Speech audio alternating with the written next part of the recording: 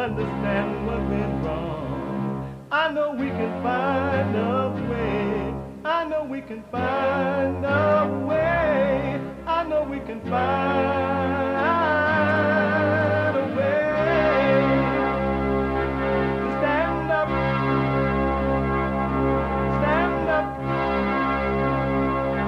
stand up. Uniting the races with truth instead of dividing them with lies. We're also rebuilding the family by rebuilding the man. I'm Jesse Lee Peterson. Good morning. Welcome to the show. Thank you so much for being with me. Hi, y'all. You can get involved by calling 888-7753-773, 888-77-JESSE, Jesse, Jesse. My biblical question for this week. My biblical question. Do you know God Do you know God? Who is God? Do you know God? Who is God? An amazing question. We have every way that you can watch and support the show listed on JesseLeePeterson.com/show. JesseLeePeterson.com/show. And if you're out and about this morning, it's Friday. So a lot of people is running around either to work or to the gym or to a cafe for breakfast, lunch, or dinner, all depending on where you are in the world or somewhere. And you just don't have time to watch the show live. You're going to podcast later, but you could be listening while you're doing what you're doing by calling the listen line on TalkStream Live at 641-793-1500. 641-793-1500 on your iPhone or iPad. All right? And to donate and have your comments read out loud. To donate and have your comments read out loud, go to buymeacoffee.com, buymeacoffee.com, or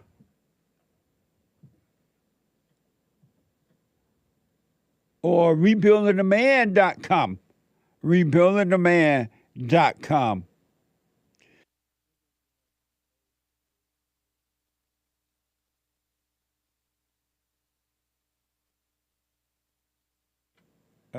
Amazing. Okay. It is Friday. And for some people, the end of the week. For work week, but not for a lot of people. A lot of people work on the weekends too, all the way through. But for those who don't work, and for those who do work on the weekends, it is Friday. And for the new listeners, you might not be aware that Friday is Get It Off Your Chest Day. Friday is Get It Off Your Chest Day. Friday is... Hold on. Friday is... I'm slowing down because they're getting this open ready, all right? But Friday is Get It Off Your Chest Day. Friday is whatever is on your mind. Express yourself Friday. You Tom like a mug. You need to go and get yourself bleached, because everything you say about black people, and you're sitting up there looking like a tar baby. It might sound like a semantics argument, but he's a gray alien. I wonder if he's been smoking pot. Really, history was made yesterday when we had an all-African American bitch preside over oral arguments.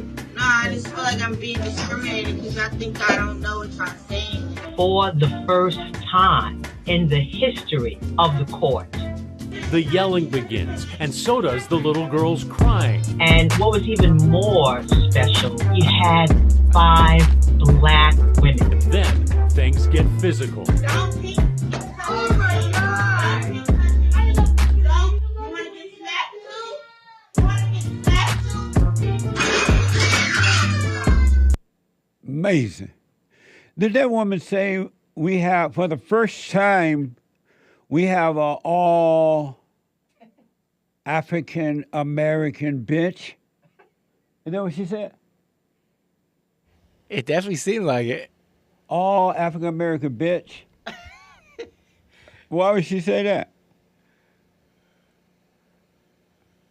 Ooh, are they supposed to be judges or something like that? Can you imagine going into a courtroom where the judge is a black female, all are black. What the? You might well throw your hands up. I'm guilty. Guilty. Trial's over. What? Now, but I don't understand why she called them bitches. Well, I kind of understand it, but I'm surprised she said it. It appears that that's what she said. Is that what she said, Nick? Oh, Nick said, I think it was bench, but not bitch. Amazing. Amazing. Anyway, it's Get It Off Your Chest Day. So last night,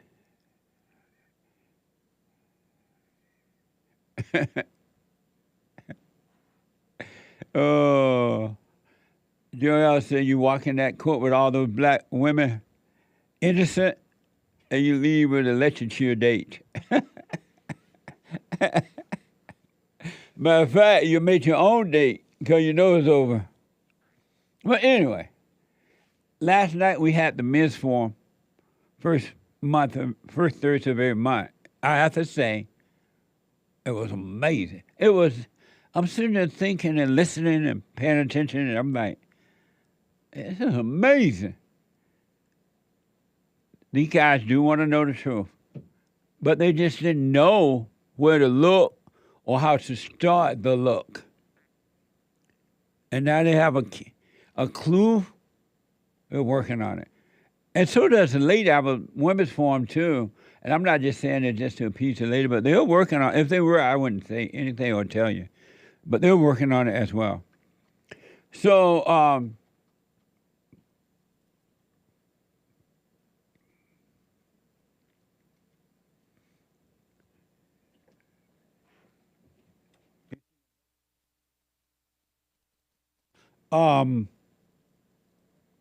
last night we had the forum, so I didn't get a chance, thank God, to watch Joe Biden's little speech last night. But I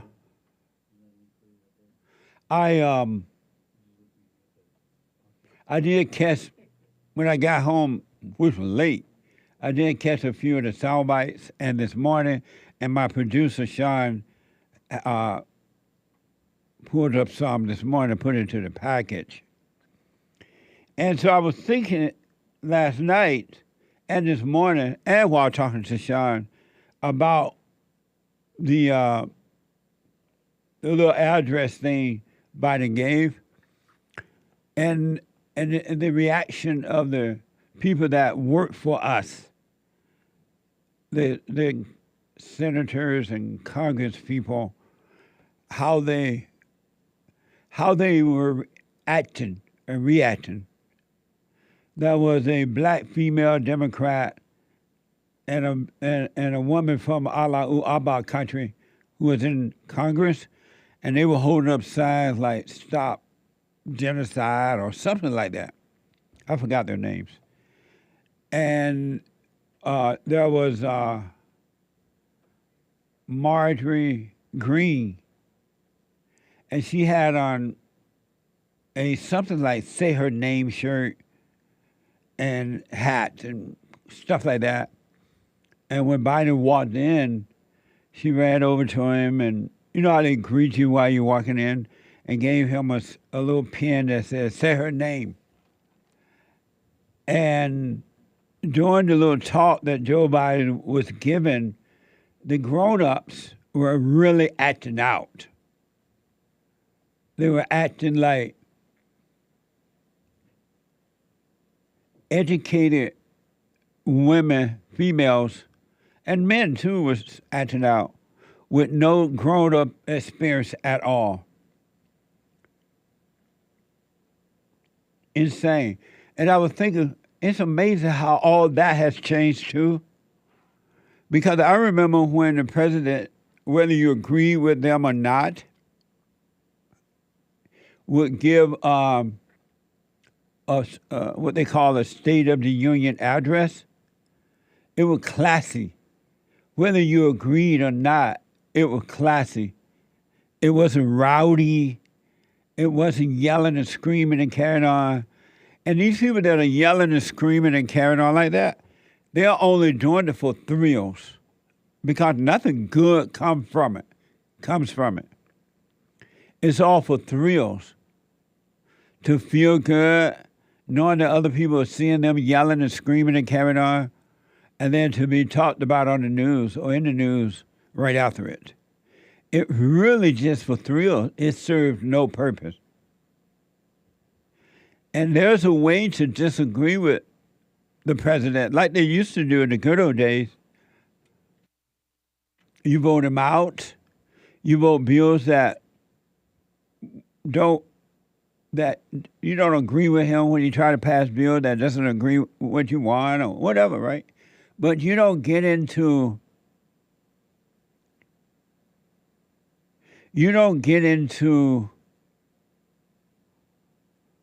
a public square like that and yell and scream and carry on. Aren't you like too old for that? And you're supposed to be professionals representing the United States of America and everybody around the country, around the world looking at you. I remember we used to play soundbites from other countries where their the government representatives were acting like that, animals, yelling at each other, fighting in some cases in other countries. And now our government act like radical, far left, Black Lives Matter people. Say her name.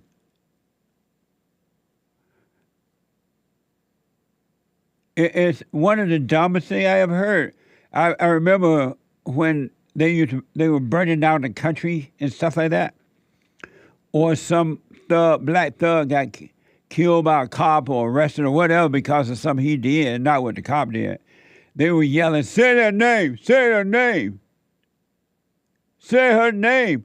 I never thought I would hear that at a State of the Union speech. It's so ghetto. It's so low life. But our government is now acting like street thugs. They're acting like street thugs. They're not acting like professional adults that represent our government. And in return, represent us around the world. When people see them, they see intelligent, well-dressed adults running the government.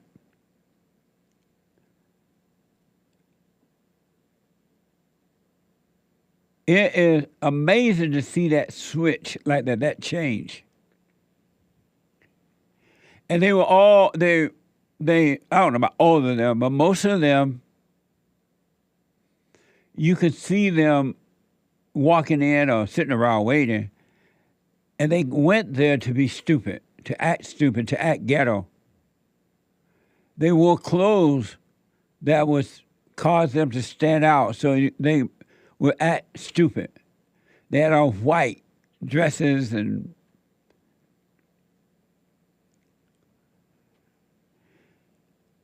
it was a bunch of females and males. And it's crazy to see that. And so now, and they do that when they had a little acting, you know how the entertainers hold their little reward night to make themselves feel better too, for thrills.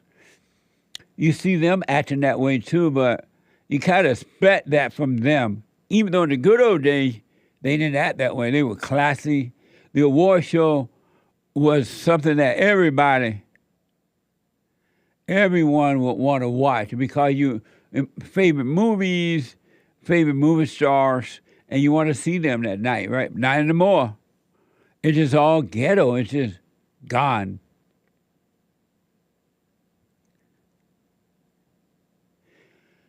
I guarantee you, if it was only men in government the way it used to be, this would not be happening. The men would not be acting that way. And the weak beta men that are acting that way last night, they're doing it because they're acting like the women and they're afraid not to act that way.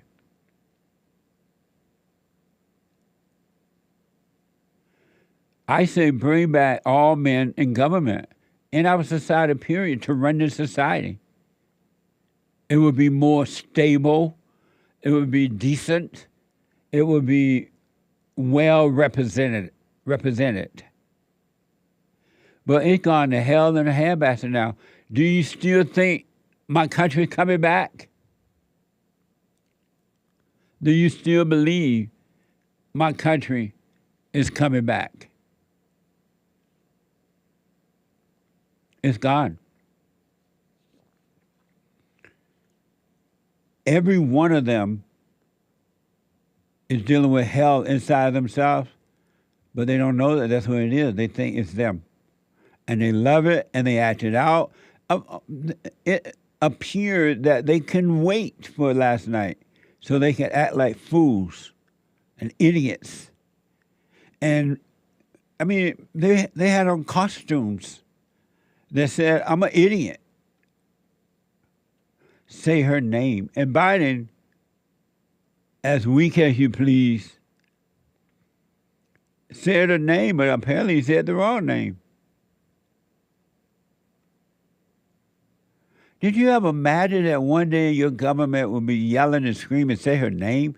What good is to say her name? It's just another thrill. Those people can care less one iota of a dime about that female that was allegedly killed down in Georgia by an illegal alien. They don't care about that at all. It's just an attention grabber for them. When they said her name, they got a thrill. They looked around to see who else was getting the thrill or whoever was seeing them getting the thrill, and then they were done with it until it's time to use it again. Human beings are murderers. If not by hand, at heart. If not by hand, to heart. Anyone that has anger, has hatred, has fear is a murderer. And that's what I saw last night. That's about hate. It was amazing to see it too. Now, if I didn't have the good old days to compare it to, let's say I was a Generation X or Z, and wasn't raised when America was really the best. Amazing. Then I would probably think that this is normal. Because I would not have anything to compare it to. Those people last night were acting like street thugs. They were acting like carjackers, smash and grab people. The ones that do the smash and grab. The government was acting like that last night. They were acting like that, the males and the female, on both sides of the party. And we're going to get to a female who gave the speech after Joe Biden, the rebuttal thing, representing the so-called Republican Party. That woman was sickening. It was Alabama Senator Britt. It was the worst that I ever seen. And it was all an act. She reached deep down into hell to try to present emotions. It was phony, it was fake, and it made no sense for her to act that way. You could just rebuttal, you could disagree without being all fake emotions. Another female in our government. It's over, folks. But it doesn't have to be over for you as an individual if you were to pull away from the crowd and work on you. Because the hell you see outside of yourself, inside of others, it just has to affect you if you've dealt with and overcome the hell that's in you. And then there was some guy up in the balcony, yelling and screaming. I guess I believe, allegedly, I'll put it that way, his son was killed in Afghanistan somewhere. And when Joe Biden was giving his little talk, the guy stood up and screamed and yelled. I think he said Sarah's name too or something. And then he mentioned Afghanistan or something like that. And he was horrible. They had to take him out. I don't know if they arrested him. Some said he got arrested. But he appeared to be a white man. I'm like, white man, why are you acting that way? You know they're going to put you under the jailhouse. You have to overcome anger so you can see how to do all things in the right way. Anger will make you act out unnecessarily, and it serves no purpose. But in your mind, you think it's right timing, and it serves a purpose, and it doesn't. It set you up.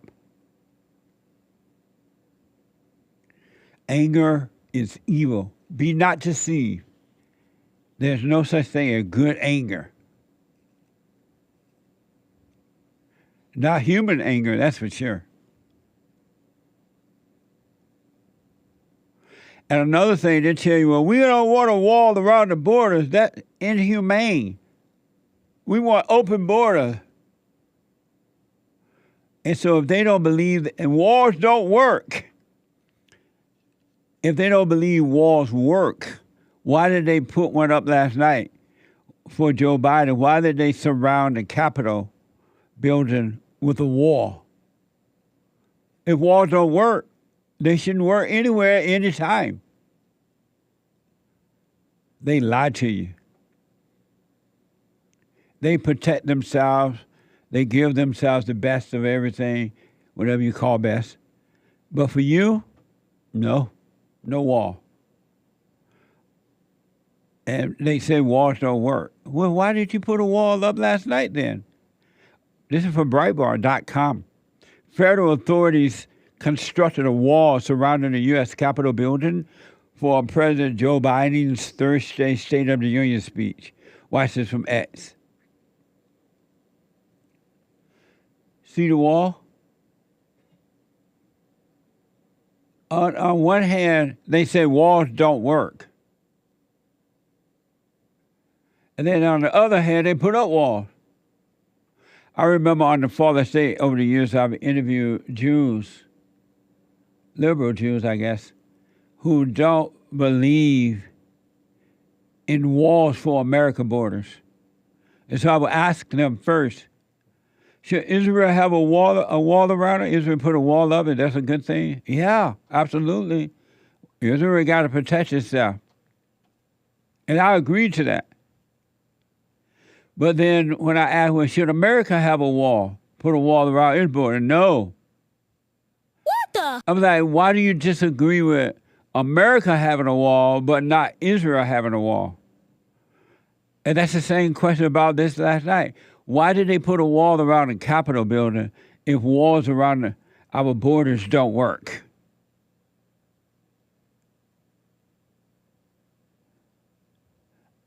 I thought what was good for the goose is good for the gander. Evil is real, folks. And our government is next to the big Satan, and whomever's over them is the big old Satan. Hell is right here on earth, but it lives in the people, and the people acting it out on earth. Isn't that amazing? And last night,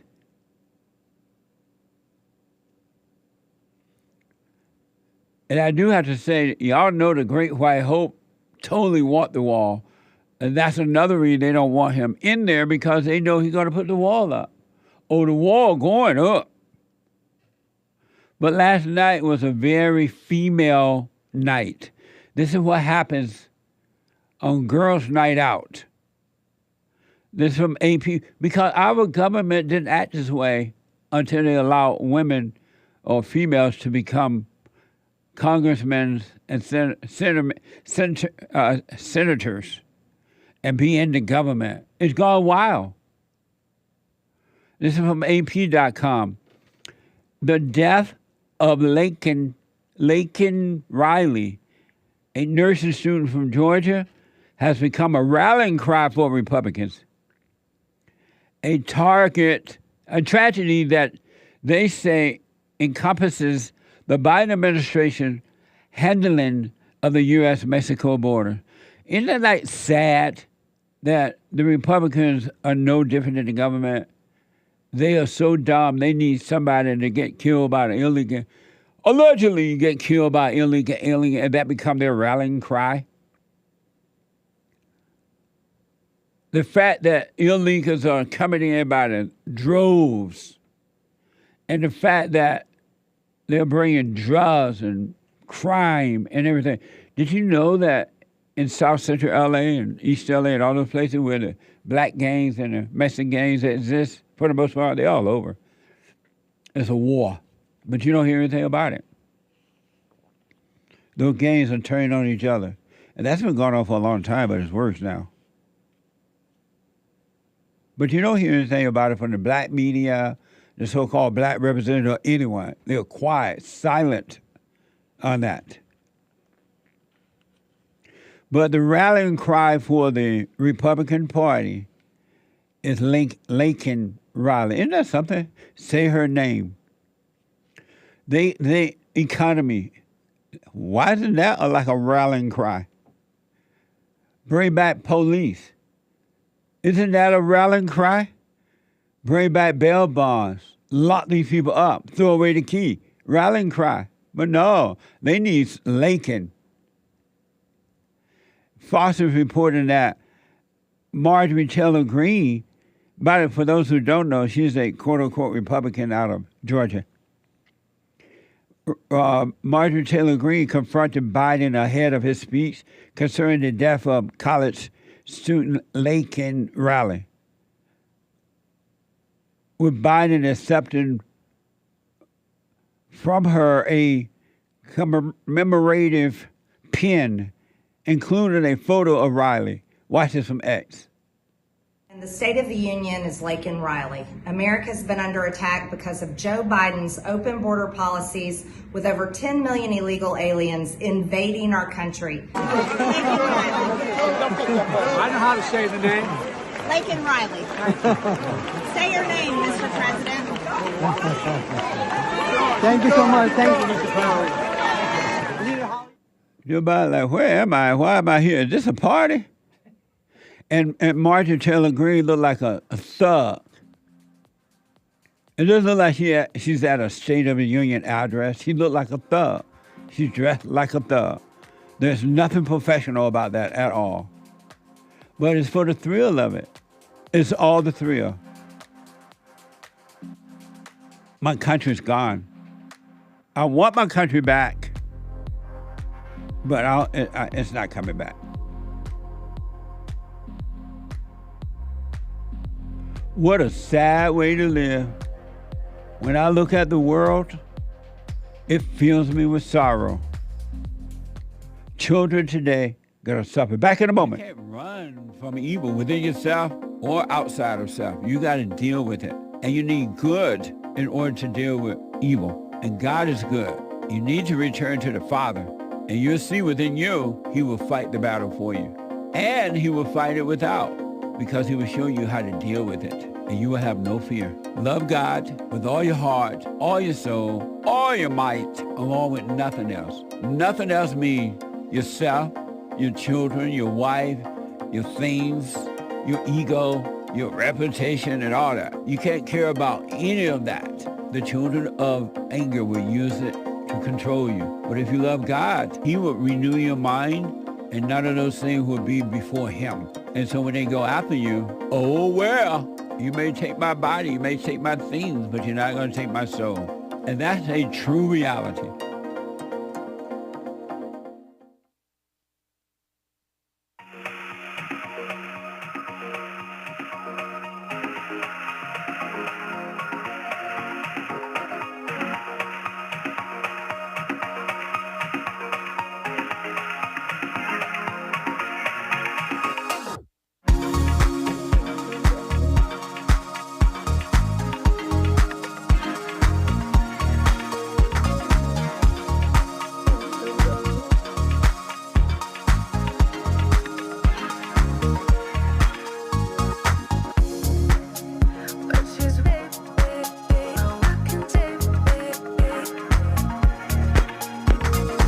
Okay.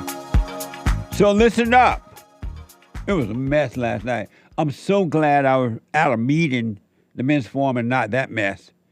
Watching that mess on TV. That would have been awful. And it started late.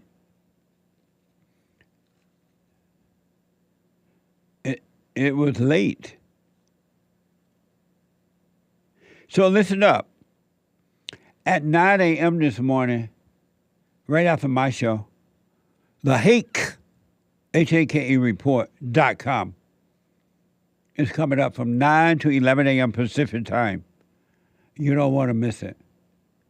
And then at 12 noon, a brand new episode of the FallenState.tv. Every Friday, once in a while, no new one on a Friday, but every Friday is a brand new episode of the FallenState.tv. I had a very interesting discussion with Michael Lee. And Michael is the author of The Abortion Bible. Have you ever heard of anything like that? The Abortion Bible. The last word on faith, reason, women, children, and truth. Watch this. Next time on The Fallen State. I am pro-female. Women need to be respected. They're not logical. They're illogical. No. Women are smart. No, women are cunning. No. Why are you in favor of abortion? God gave man free agency and women. Who do you think is influencing them to kill the baby in the womb, Satan or God? I don't know how to even answer that. Oh, amazing. What is a man? I don't know how to answer that question. I don't know. Beta. What? Beta. What? That's today at 12 noon. Amazing. And then at 4 p.m., the American Anchor Baby. On Fridays, it's at 4 because he flies in an airplane. He does his show flying high on energy given to him by God, the American Anchor Baby. And at 4 p.m. Pacific time. And then church on Sunday, doors open at 10:30.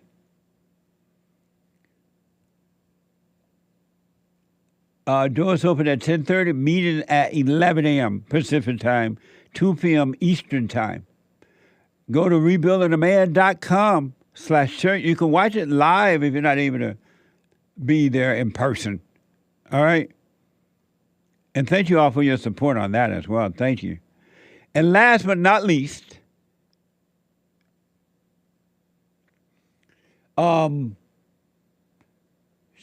starting Sunday morning. Remember this so you don't be late. They're changing the time again. I don't know whose idea that is. I like the time where the days are longer. I like daylight. I like the light.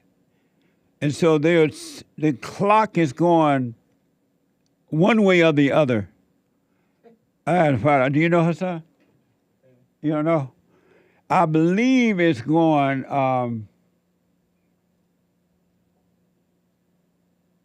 spring forward. This is from the almanac. Daylight saving time begins on Sunday, March 10th, 2024 at 2 a.m. on Sunday night. Clocks are set forward 1 hour. All right, so mark it down. Clocks goes forward 1 hour. I like that, but I wish they would set it there and leave it there. Really, I like because the daylight is longer. I don't like darkness. Let me just finish this soundbite from last night. Disgusting.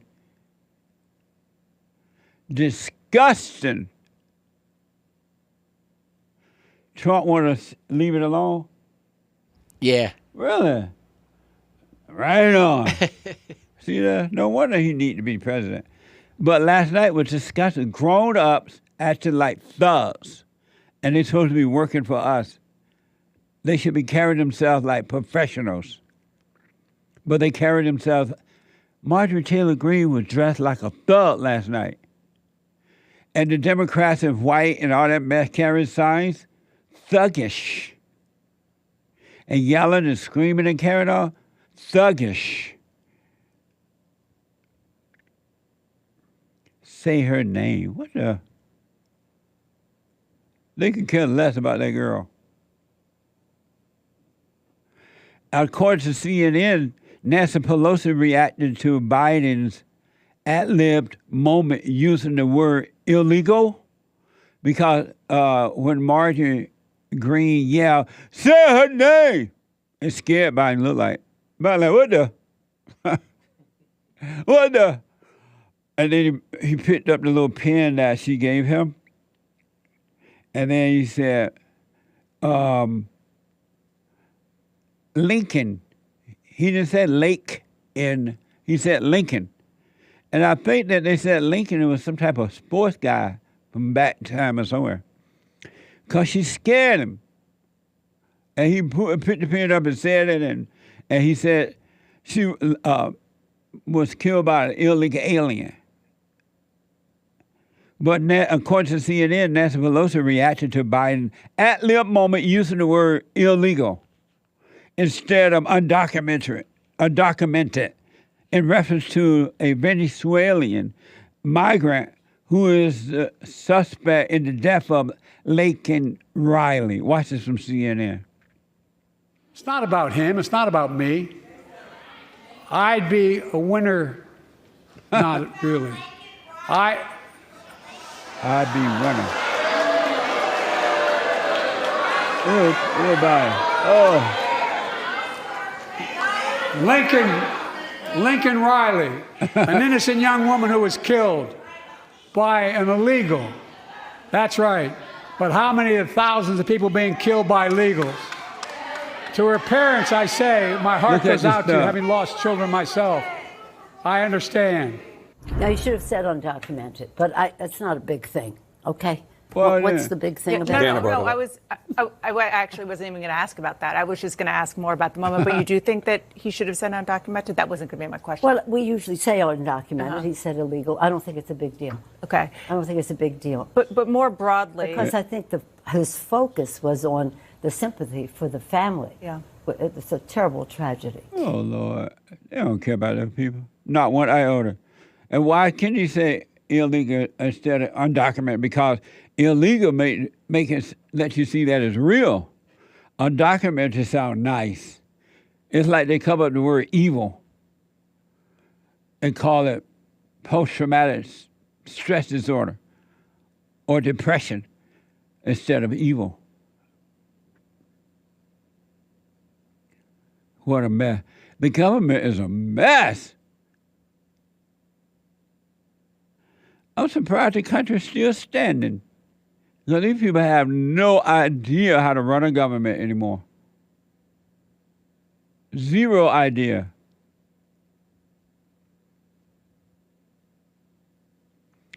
And I want to show you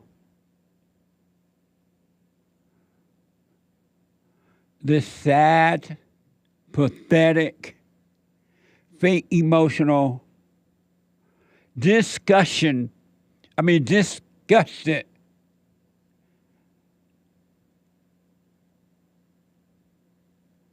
response to Biden's talk last night. And I'm wondering out loud, is this the best we got? Is this what it has come to? And I want you to watch how phony this female is. And I'm wondering, as soon as the camera was turned off, did she go have some grits? This is from Fox. I was thinking about how Joe Biden was speaking there. Sound like Joel, and I can't read at all. I want. But this was pathetic. Fox is reporting that Republican Alabama State Senator Britt pulled no punches as she delivered her party's rebuttal to President Biden's State of the Union address. Tisha, please. Tisha, please. Watch this from X. The true, unvarnished state of our union begins and ends with this. Our families are hurting.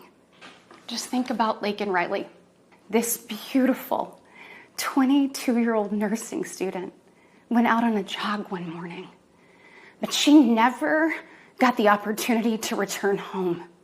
She was brutally murdered by one of the millions of illegal border crossers President Biden chose to release into our homeland.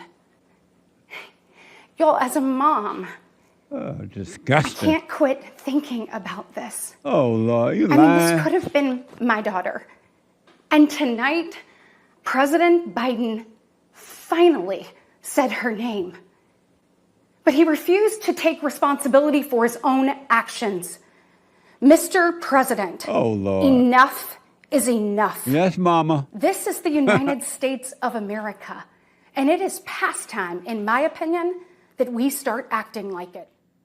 Yes, Mama. A bunch of crap. And she has a daughter and she's working? This could have happened to my daughter. If you cared about your daughter, why don't you stay home and raise your daughter? You don't have to worry. You got a husband, I guess. Amazing. All emotions, all lies. That was fake and weak. Can't you see her when they turned the camera off? Oh, how did I do? Was it drama? Was it enough drama? Did they see my cross? I opened my shirt so they see my cross. Was I emotional enough? Yes, ma'am, you were great. Can't you imagine that? This is the type of government that's running America today. A bunch of thugs. All thugs. A bunch of wild animals. A bunch of wild animals.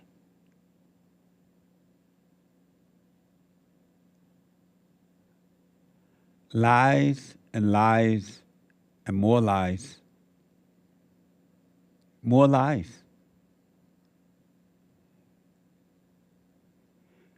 Watch what they're saying about Joe Biden on MSNBC after last night. This is from WPDE.com. MSNBC anchor called Biden fit and trimmed despite mounting mental fitness concern. Watch this from MSNBC. I think he's better than he's ever been. Intellectually, analytically, because he's been around for 50 years. And, you know, I don't know if people know this or not, Biden used to be a hothead. Sometimes that Irishman would get in front of the reasoning. Sometimes he would say things he didn't want to say. This version of Biden, intellectually, analytically, is the best Biden ever. Oh, not Lord. a close second. And I've known him for years. The Brzezinskis have known him for 50 years. If it weren't the truth, I wouldn't say it. Yeah, right. If this is the best, we're in trouble. I would hate to see the worst.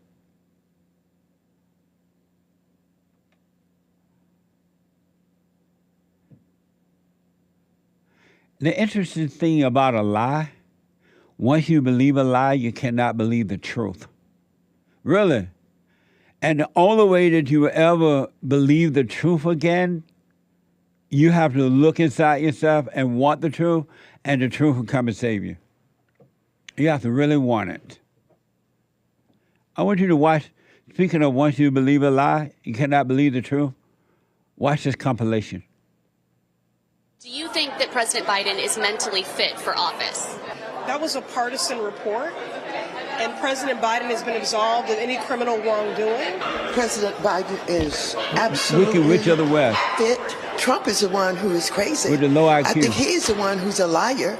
He's the one who has proven that he cannot be trusted. President Biden has proven himself to have a strong memory. I would prefer an elderly man over an elderly man who's just chaotic and crazy and has 91 felony counts awaiting him. There's no doubt in my mind that the president is mentally fit for office. No. Not talking. He's sharp, he's fit, he's always answering questions. The only person's mental health that I'm concerned about is Donald Trump's. It's dangerous to have a president like Trump who grabs women by their private parts and mimics and mocks the disabled, lies, cheats. I think that's what's dangerous. Amazing. This is what's running our government today. Does that give you hope or fear?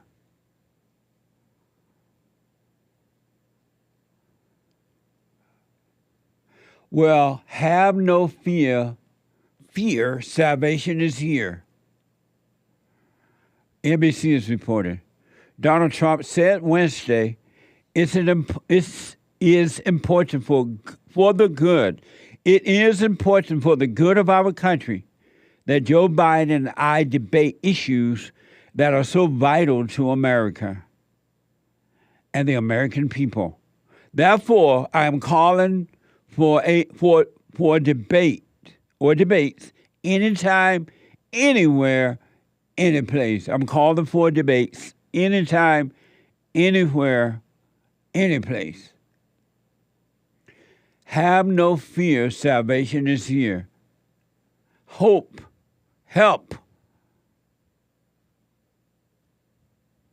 is on the way. Help is on the way. I gave you all the darkness in the beginning. Here's some light. This is from Oprah.com. Some of you might remember this. I do remember this.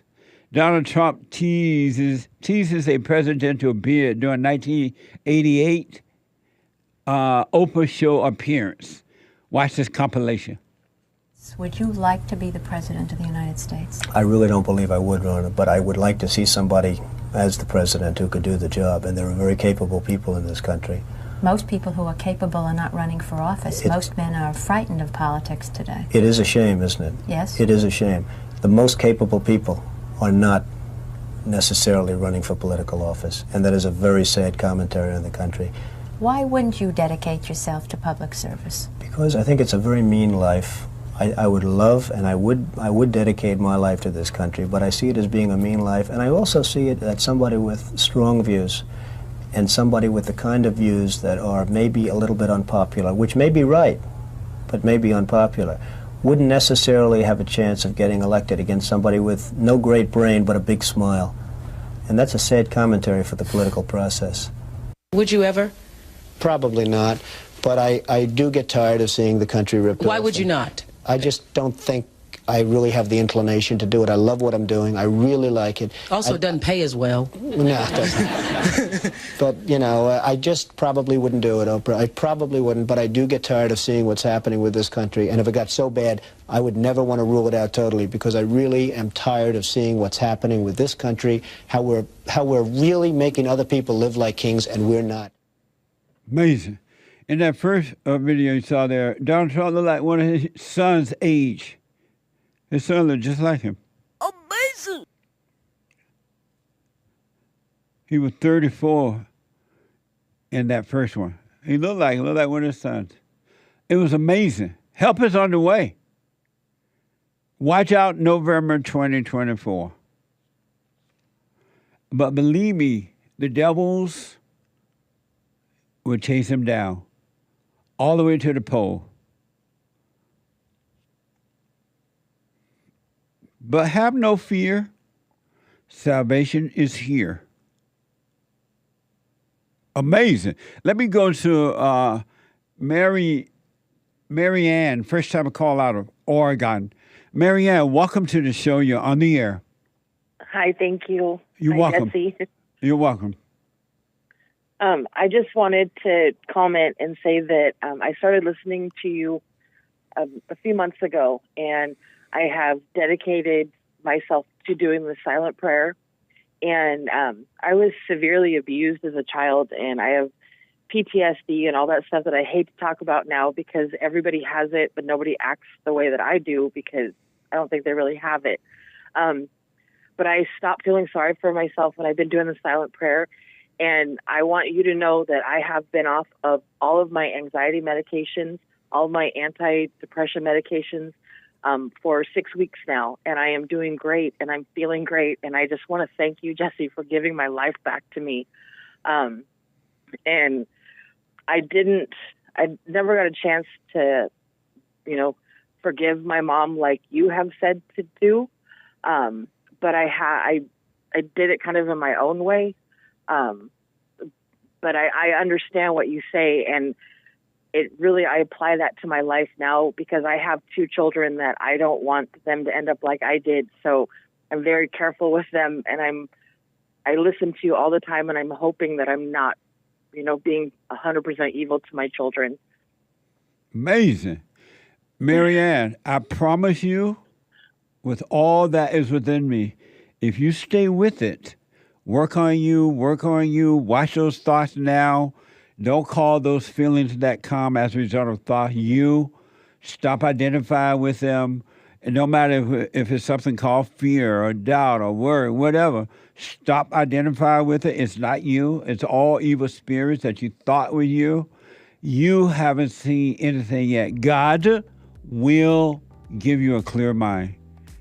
Yes, he is. And I see that, Jesse, and I hope more people will apply what you're saying and be able to feel what I'm feeling and see as clear as I am. And I have no anger anymore. It's amazing to me. Yeah. I don't get mad about things.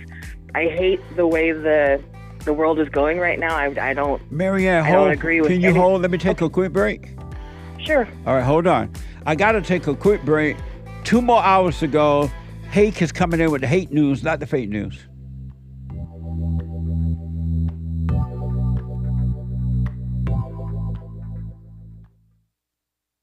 Now, I totally disagree with the way things are going, but you can't be angry because that's what the enemy wants. He wants to control you. They do things to make you mad so they can control you. It's like being married, and the wife would do things to make you mad, or she'll do things to make you feel good. And men do that to women too when they want something from the woman, especially sex.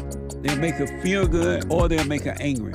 And the woman's gonna have to say, you don't want to be angry. You want to speak up. You want to disagree with what's going on. It's wrong, but do not be angry. Then you won't have fear. You won't have doubt. You won't have worries. You'll be able to see, but you got to stay away from anger. That's why you must forgive your mothers and your fathers so that you can overcome the spirit of anger. It's a spirit and it's wicked. Nothing good in anger because it has no love, folks. You need love to defeat evil. And love is not a weakness. It's a strength. It's from God. It's his nature.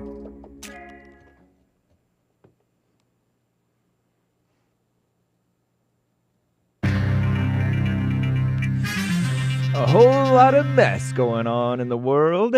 This is the end of hour 1 already of the Jesse Lee Peterson Show. It is Friday, Get It Off Your Chest Friday, March 8th, 2024 AD. Stay tuned for hour 2. JLP will be right back to your calls. The lines are full, guys.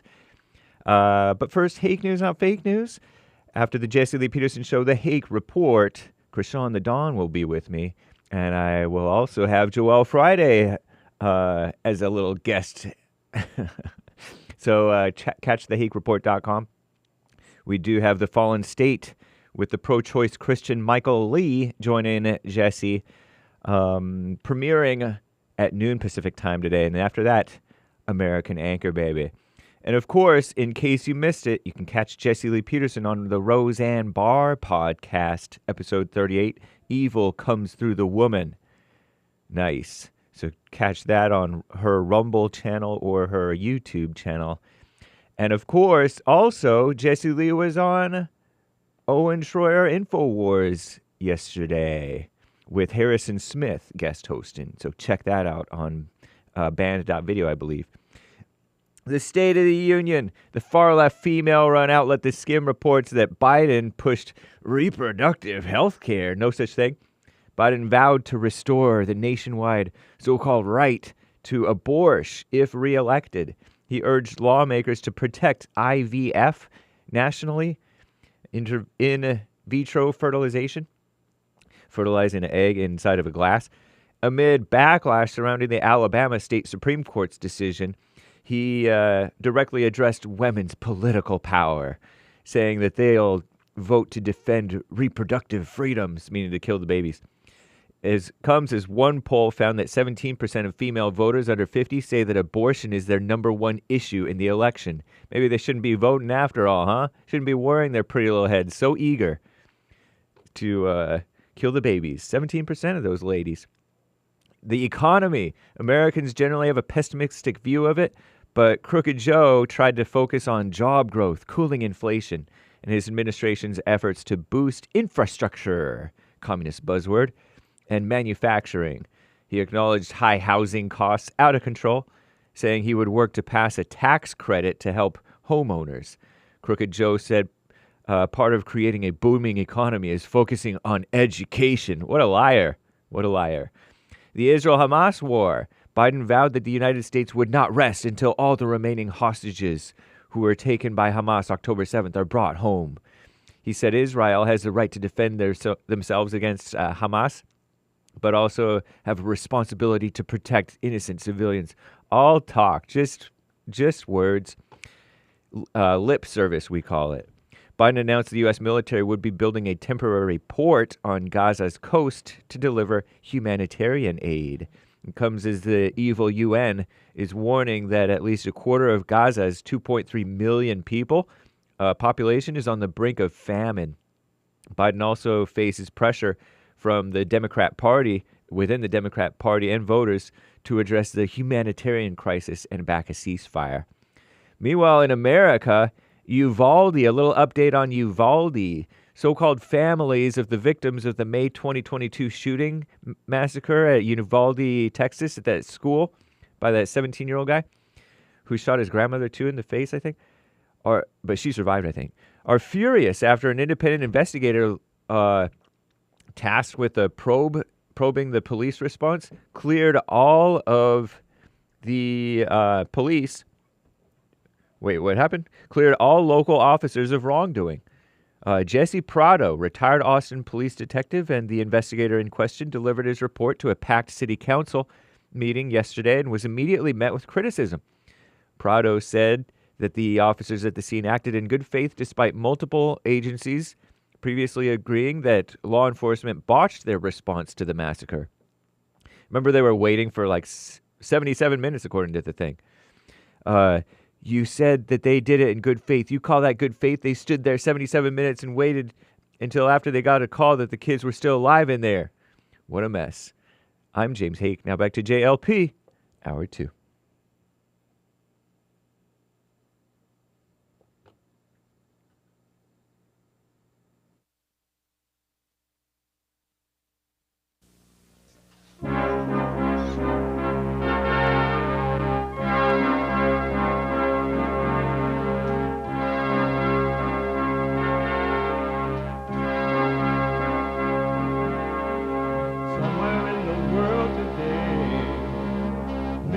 To stand up strong, think the truth about themselves, to understand what went wrong. I know we can find a way. I know we can find a way. I know we can find a way to stand up, stand up.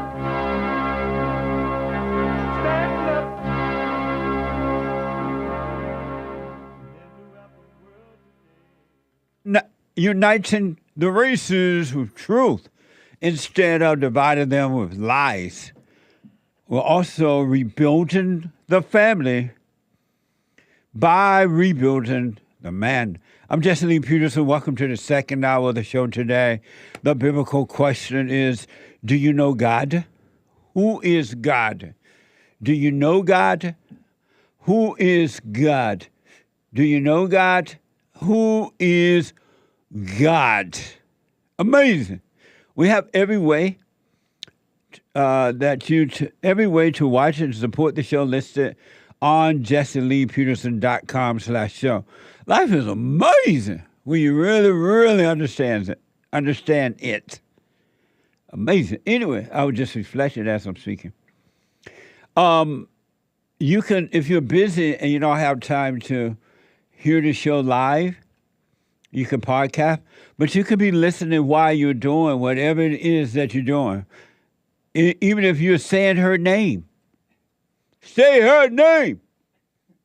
You can be listening to the show live anywhere in the world by calling 641-793-1500. 641-793-1500. And follow us on social media. JLP Talk on X and Jesse Lee Peterson on Instagram. Like, follow, ring the bell, subscribe. And I'm going to get to your super chats as well. To donate and have your super chats read out loud, go to buymeacoffee.com/Jesse Lee Peterson. Buymeacoffee.com/Jesse Lee Peterson or rebuildingtheman.com. Rebuildingtheman.com. Thank you all for that. It's Friday. Every Friday is Get It Off Your Chest Day. Every Friday is Express Yourself Friday. You, Tom, like a mug. You need to go and get yourself bleached, because everything you say about black people, and you're sitting up there looking like a tar baby. It might sound like a semantics argument, but he's a gray alien. I wonder if he's been smoking pot. Really, history was made yesterday when we had an all-African-American bench preside over did say all bench. arguments. Nah, I just feel like I'm being discriminated because I think I don't know what I'm saying. For the first time in the history of the court. Oh, Lord. The yelling begins. I tremble. And so does the little girl's crying. And what was even more special, you had 5 black women. And Oh, then God. things get physical. Don't think it's oh my God. You want to get slapped too? You want to get slapped too? Wow. Can you imagine those 2 white women get up? Come on, let's go down here to the corner store and get some tea for breakfast, lunch. And you run into some angry black female, and this is what happens to you? Because she's on a thrill kick, knowing that nothing's going to happen as a result of her attacking the whites. God have mercy on America. 888-7753-773. I want to go quickly back to Marianne, first time call out of Oregon. Marianne said that she was, bad things happened while growing up, and she was post-traumatic or something. Now she's working on herself, and your life is becoming amazing, right, Marianne? It is. It's gets more amazing every day. Yeah. And I focus on myself. I do see, people do things that upset me, but I'm like, that's not me. Yes. I don't have to deal with that. And I don't get angry. And I'm like, and I don't know if this is good or not, but I do get a little proud of myself that I'm able to walk away from that stuff and not get involved. Well, I can understand that if you say you're really grateful about it, but stay away from proud, even though I think that's what you mean. You're happy about this, right? So here's what's going to happen. Now that your heart has changed from anger to love, from evil to dark, to the light, now the light is going to shine on the not you, the thoughts and emotions. All thoughts are all lies all the time about anything, except practical thoughts. You need food and shelter to live on the earth. But all those thoughts, and the ego is going to start dying, which are spirits, evil spirits, that made a home in your mind and body, and was never you, it was never anything but wicked spirits. in the imagination. And so the light is shining on it now. So when those different emotions come as a result of the thoughts, do not call them you anymore. Don't say, you have to say I to communicate, but don't identify with the I. But don't say I feel this and I'm depressed and I'm this. Never say that I'm alcoholic, I'm a this. You're none of those things. Those are evil spirits. And I'm telling you, Marianne, the light of God, which is destroying the abnormal nature inside of your imagination and body, but it's not inside of you, will be taken away. They're going to have to leave you and go make a home in another person. But they will leave you if you stay with it, no matter how rough it gets, no matter how the demons fight not to come out of you, depart from you. You watch, and you watch, and don't call it you. You have not. And even when the demons come after you inside of your head and body, don't argue with them. Don't have a conversation with them. Just watch them.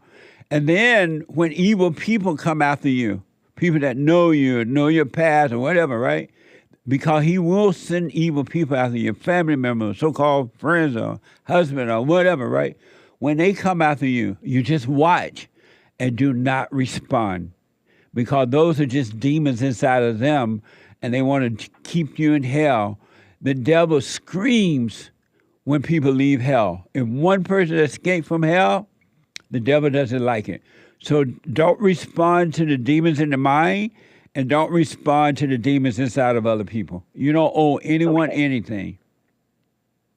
All right. I will do that. And I also did want to mention, too, just the people starting out, it's like I wake up now, and that's the first thing I do is I wake up and I sit on the side of my bed and I do the silent prayer, and I do that every day, and I do it every night before I go to sleep. And it has changed my life so much. So it does work. Be still and know the Father. You're absolutely right.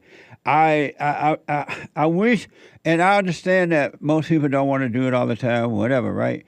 But I can't imagine not being still and knowing the Father. And it's the number one thing. When God says, seek first the kingdom of God, he meant that. And when you do put that first, it's rewarding. It's amazing. It is. It's very amazing. I hope more people are able to do that. So, Marianne, you made my day. I can lock up and go home now. Oh, thank you, Jesse. You've made my life. So, I mean, I think about you constantly. I sing your songs. Bring back my country to me. I'm always singing that, and so you are a big part of my life. So, thank you, Jesse, very much. You're welcome, and stay with it. God bless you. Call me again. God bless you. I will. Thank you, Jesse. Okay. Most people love their hell, really. But there are some people, a handful that hate the hell. They don't want to be in the hell. And they're coming out. It's spiritual. The battle is spiritual. And it starts inside of you, and it's outside of you, inside of others. Everything you're thinking and dealing with, every human being has the same issue. There's nothing new. Really. Amazing. Let me go to, is it Lloyd? A first-time caller. There's one line open at 888-7753-773. Lloyd, a first-time caller out of Texas. Lloyd, welcome to the show. You're on the air. Yeah, how you doing there, Jesse? All is well, sir. Okay, that's a good deal. It's been a while since I actually talked to you. But anyway... you called before? About 3 years ago. Oh, okay. It said that you're a first-time caller here. Go ahead. Oh, I apologize. Remember you had asked me a question. I stated the past where we've been, the present where we're at, and the future where we're going. Oh, okay. You remember that conversation? And you asked me where was the future and where can we go to find the past? Never ask a black man if he remembers. Right. And then you asked me, I told you my mother killed my father. You asked me how that feel. I told you I stayed strong. I stayed focused. That's what it's really all about. That's amazing your mama killed your daddy. Yeah, I told you that about 3 years ago, and you said, how did it make me feel? I told you it made me, stay strong. It really made me focus on the direction I'm traveling in because, like I said, you just have to be strong emotionally and mentally. But from a political perspective, I just feel like we as black people, we need to come together and unify one another and stay strong. You know, even though we doesn't have the father in our home, I think we still can make, think it's a fact, empirical fact. We still can make it and we still can be successful. But we just have to firmly focus on who we are and the direction that we're traveling in. In politics, they play their own role. This is what I'm feeling. Yeah. One thing for sure, though, as long as you identify as a group, no matter what the group, if you identify with that group, whether it's the blacks or whatever, you're not going to do well in life. But once you stop identifying with groups or anything or anyone or anything, you will be successful in life. There's no way not to be successful once you stop identifying with people, places, and things. Yeah, I've stopped doing that about 30 years ago. So I'm a professional motivational speaker. I go to different colleges like amazing. HBCUs. Let me ask you this, because of time, let me ask you this. And I don't remember the conversation, but I will ask, when you first heard that your mother killed your father, how old were you? I was 6 years old, and I was there present when it happened. Really? Mm-hmm. And so you were looking at it, or you just heard them in another room fighting or something? No, I was outside throwing a football. This was my passion. So when I heard the shot, I went toward the shot with Northeast Houston, Texas, in the 5th Ward area. Uh-huh. So once I went toward the shot, where the neighbors grabbed me, because Mom was saying, "Get my son, get my son." So I just stayed strong, emotionally, mentally, and psychologically. I said, okay, if I learn to communicate and articulate on a better level and stay strong, I'll be able to succeed in life, because success is a progressive realization of a worthy goal or ideal. And was that a shock to you when that happened? Was it a shock? It was an extreme emotional shock, psychologically. And I was devastated. And did it change your relationship with your mother? Yeah, it was my mother. But I didn't have no ill will against her. I didn't harbor any kind of feelings toward her, because it was an incidental incident that actually happened. So it wasn't intentional. It was incidental. What do you mean by incidental? Well, she had a gun, and my father was standing there, and my sister she was in a rocking chair. So what my sister did was ran into the rocking chair out of fear. She didn't know what was going on. And when the chair rocked back, her hand incidentally went on the trigger. Well, pulled the trigger.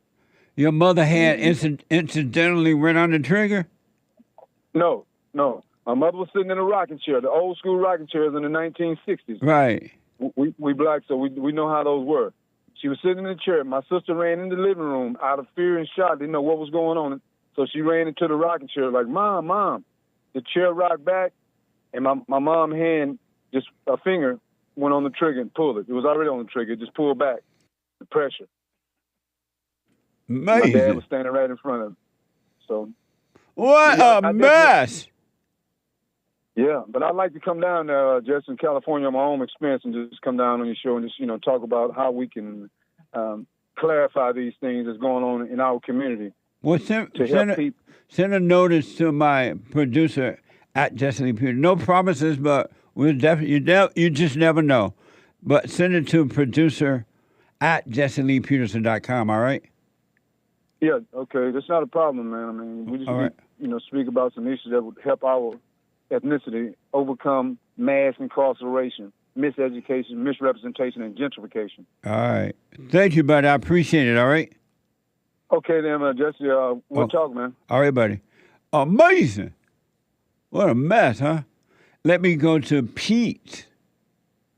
Our first time call out of Maryland. Peter. Peter, welcome to the show. You're on the air. Hi, Jesse, how are you? All is well. Hey, I was calling just because it's Get It Off Your Chest Friday. Uh-huh. I just wanted to get off my chest that you slept with a gay man named Paul Rooney. 888-7753-773.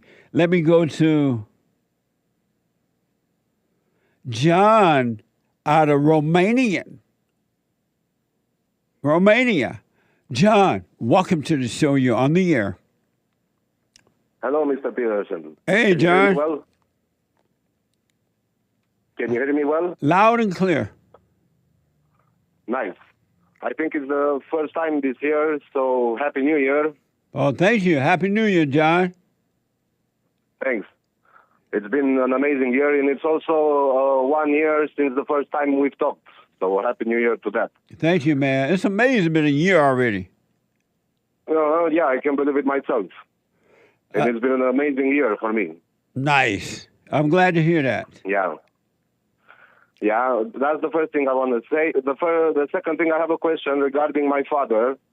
After Christmas, he invited me and his other kids to a family dinner after Christmas. And on the first night, I was alone with him and his wife. We drank, but I was still calm. And after some time, he got mad and started being angry about how you have to surrender yourself with your entire being to God and stuff like that. At first, I found it amusing, and I made fun of him, but then he continued on, and he kept ramping about God. You have to surrender yourself and stuff like that. But he was angry. I told him to stop, but he wouldn't. The first evening, he stopped. But on the second day, after my brother and sister left, we took the conversations again, and he started again being angry. And after a while, I also drank. But I wasn't that angry. I wasn't angry at all. I was just sort of upset because he was that angry, and I told him to stop, but he wouldn't. And after a while, after I told him, 5 times to stop, I called someone and I left. And after that, I just took my bag, and I don't really want to see him anymore. And it's not the first time he does that. He has a tendency, I think he's a Bible thumper or something like that. Apparently, we have those as well over here. Amazing. I think they're everywhere. And he called afterwards saying that he's sorry, but it's not the first time he does that. When he starts saying things like that about God, he believes he knows God and stuff like that. And I can't understand him. And I don't feel comfortable around him. And I really don't appreciate it that he didn't stop after I told him to stop, because I don't want to deal with angry people anymore. When my grandfather died and my mother and aunt and grandmother were angry at me, I just can't deal with angry people anymore. I tell them to stop or I leave. And I'm not upset. If they are, I leave them alone. Tell them to F off, and that's it.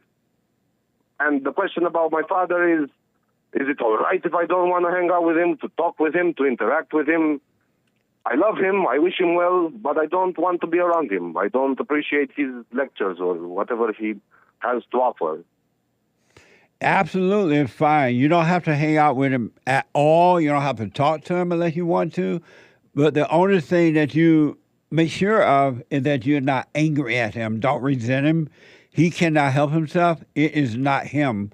So just don't be angry. That's all you need to leave out. But and the beauty about not being angry, you can hang out with him or you can not hang out with him. You're free either way. So you're no longer under that pressure of having to go hang out if you don't want to. I see. Yeah, that's how I feel. Yeah.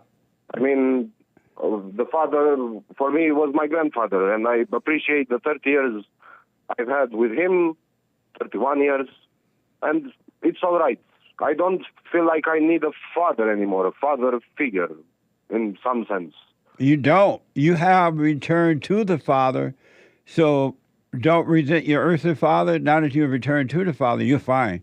Really. And if you stay with it, John, you just stay working on you, no matter how the devil come after you in your imagination and outside of you, inside of others, you just stay present, stay aware, and the awareness, which is the light, the mind of God, will change your life, will just make your life amazing. So just don't resent him, but you definitely don't have to hang out with him if you don't want to.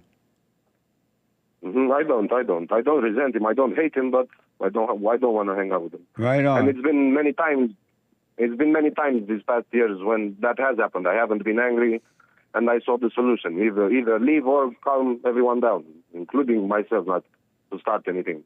That's right.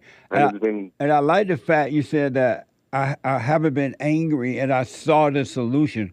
When you're not angry, you will see the solution. The light of God will always show you the solution when you're not angry. Nice. Amazing. Amazing. Well, thank you, Josh. Stay with it, stay with it, stay with it, stay with it. All right? All right. Real quick, can I answer the biblical question? Do you know God? Who is God? Do you know God? I don't know for sure if I know God. The times I've sort of met him when I was still and didn't bother with the things that I was putting in my mind, either at work, at home, in bed, somewhere, anywhere. When I was starting to be still about something, and then the solution, the thing just appeared by itself, and you don't have to do anything. So in that sense, maybe I know God, but we are talking about existential things with words, and you can't explain that with earthly words. So I can't say for sure I've known God. Oh, okay. Amazing. Well, I appreciate you respond. I'm sorry, who is God?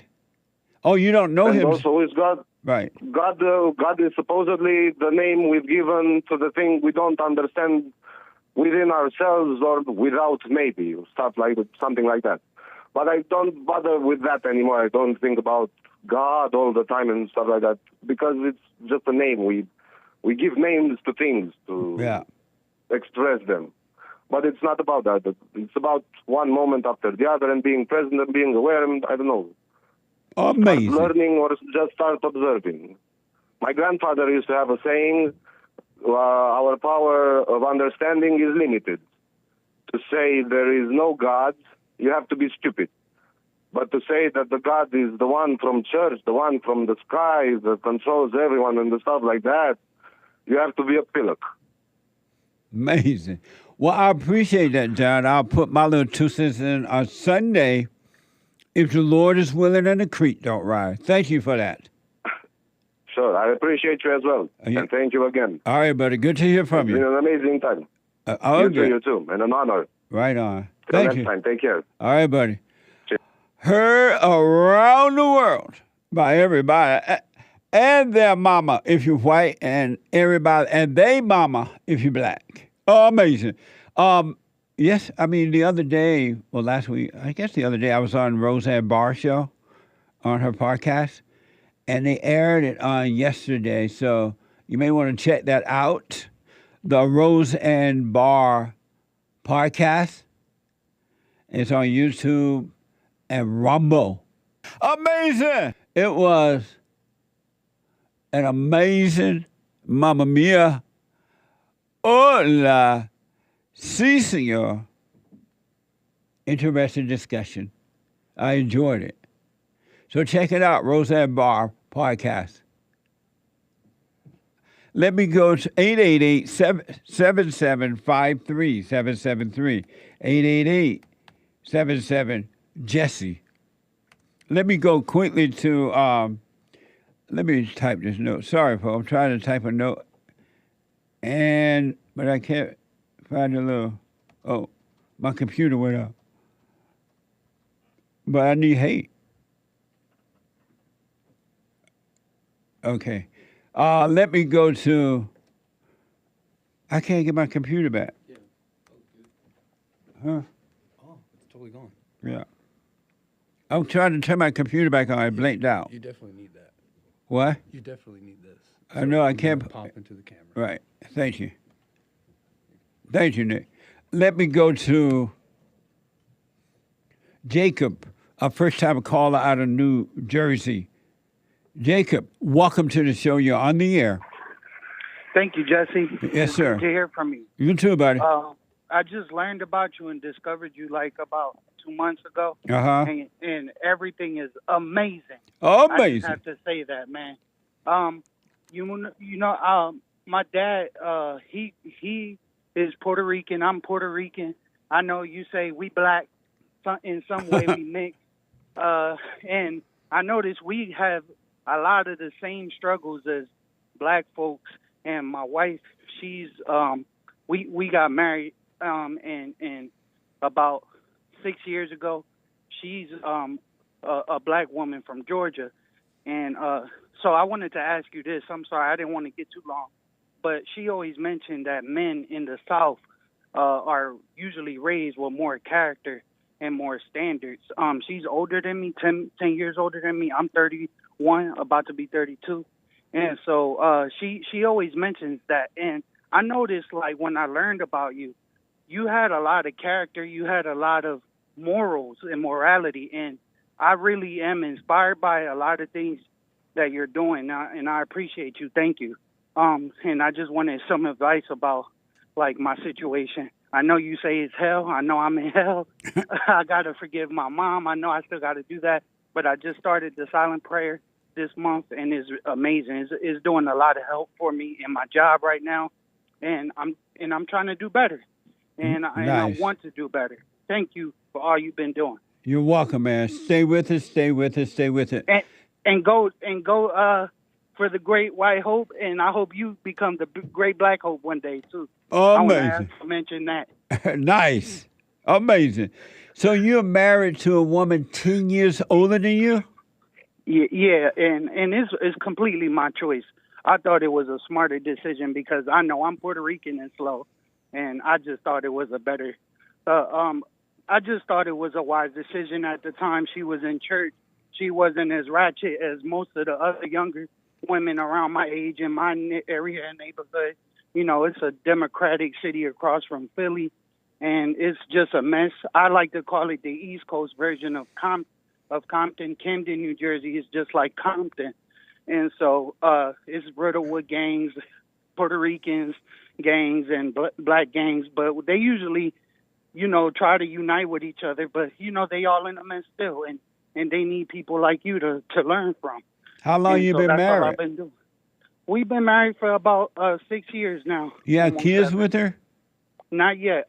Lord willing, maybe one day soon. And but not yet. And so your question is what? Oh, my question is, so do you think that men in the South are raised with more character than more so like than up the East or North, like New Jersey and New York? Absolutely. Do you think in Georgia, Alabama? That's what my wife, you always usually tell me too. So that's why I was asking. Yeah, absolutely. Especially in the good old days, because growing up in the good old days, we were taught to work. We were taught to treat everyone, no matter the color, the way that we would like to be treated. We were taught to take responsibility to be individual and never, ever see yourself as a victim. So it was definitely different than it is today. And it was always different than it has been being raised in the city. Absolutely. Yeah. And my dad, he's Puerto Rican, so he grew up in like a rural area in Puerto Rico. Right. And a little bit in the city, but he said he didn't really get any. Hold on for me, buddy. Hold on, Tony. Okay. Jacob. Hold on. 888-7753-773. Quick break. Back in a moment.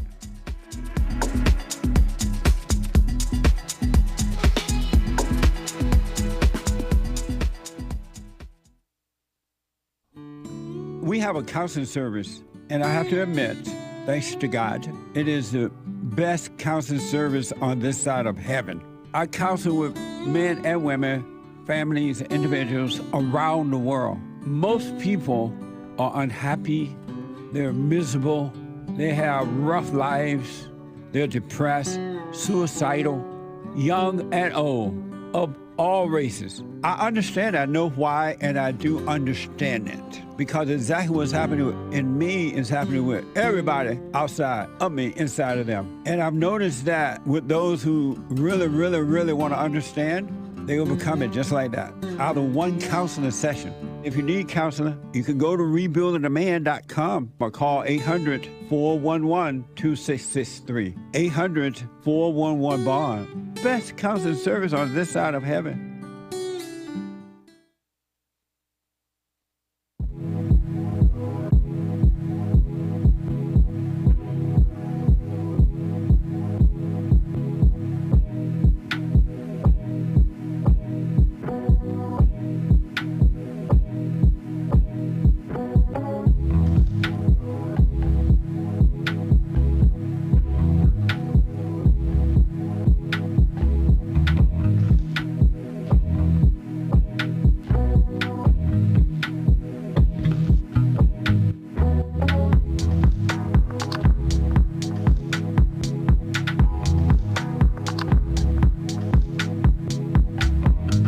Okay, welcome back. 888-775-3773. Don't forget to move your clocks forward on Sunday night. Move your clocks Saturday night. Move it forward. Don't be late for the meeting or anything. Clocks go forward.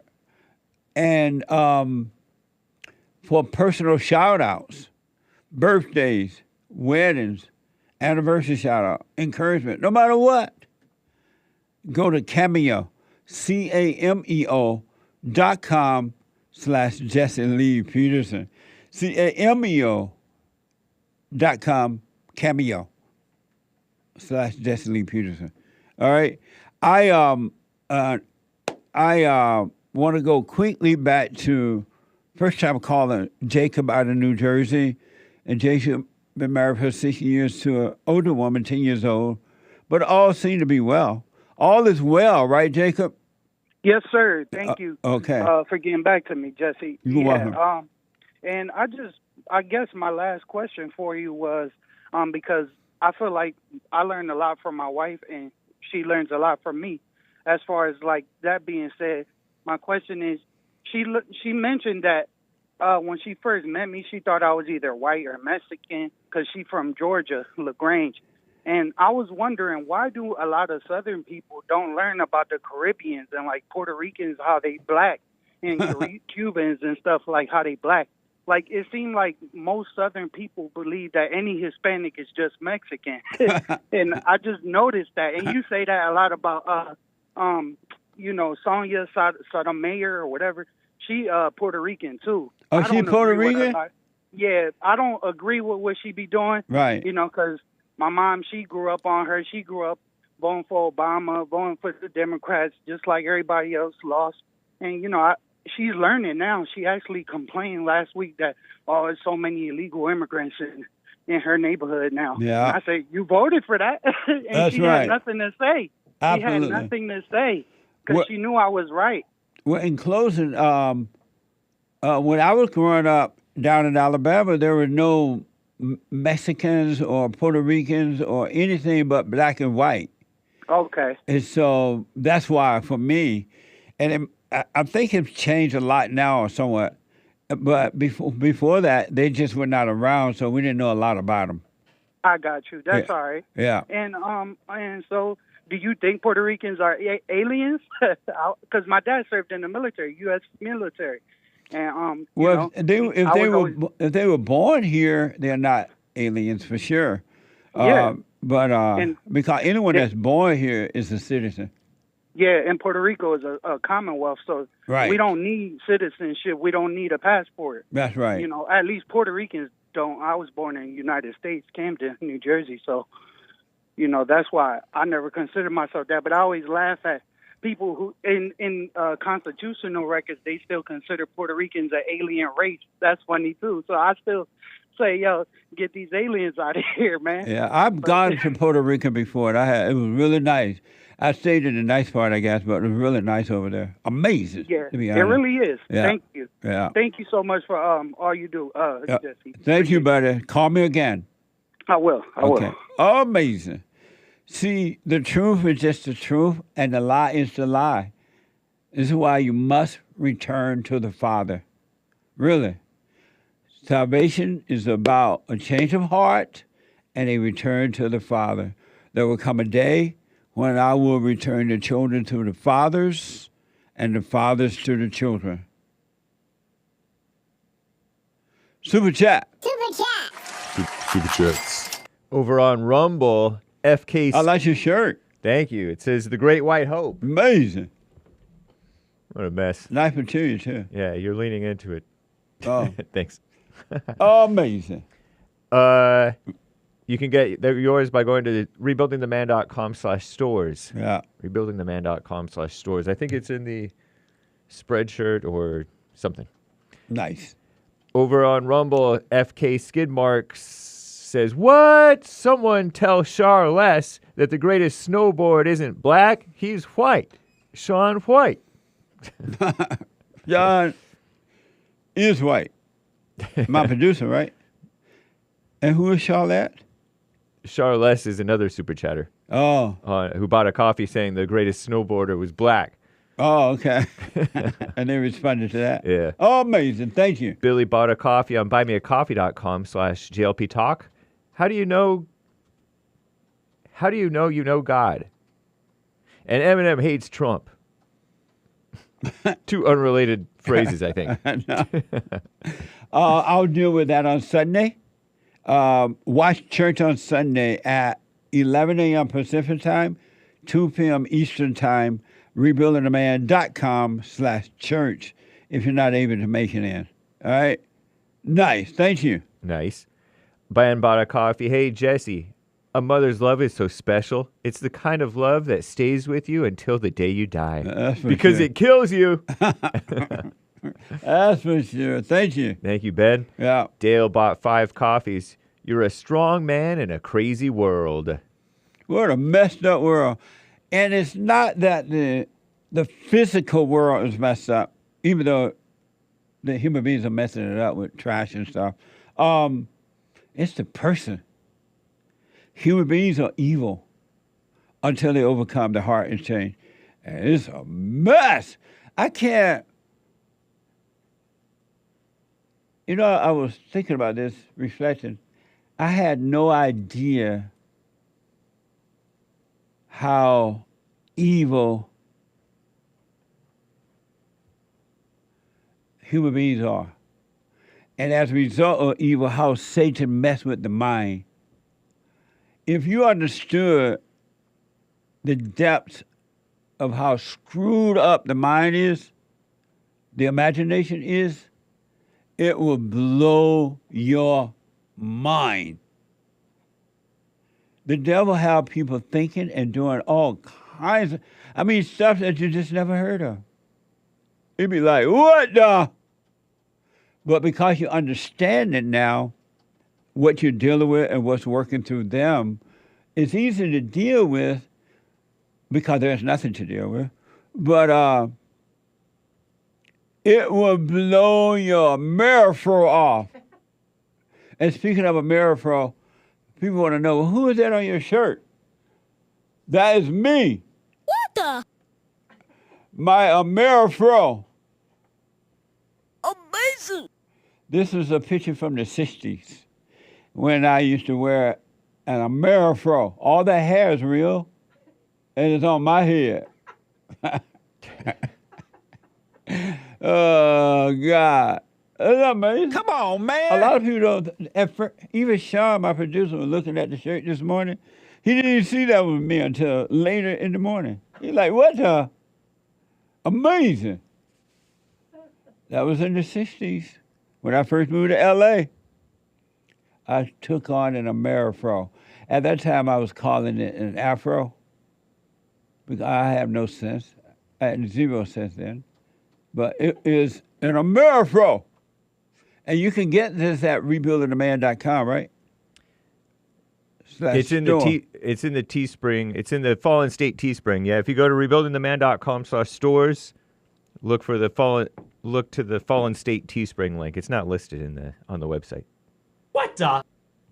Amazing. Nice. But thank you. That's who it is. That's me. And you have to scroll down to find it. It's something else to go from young to old.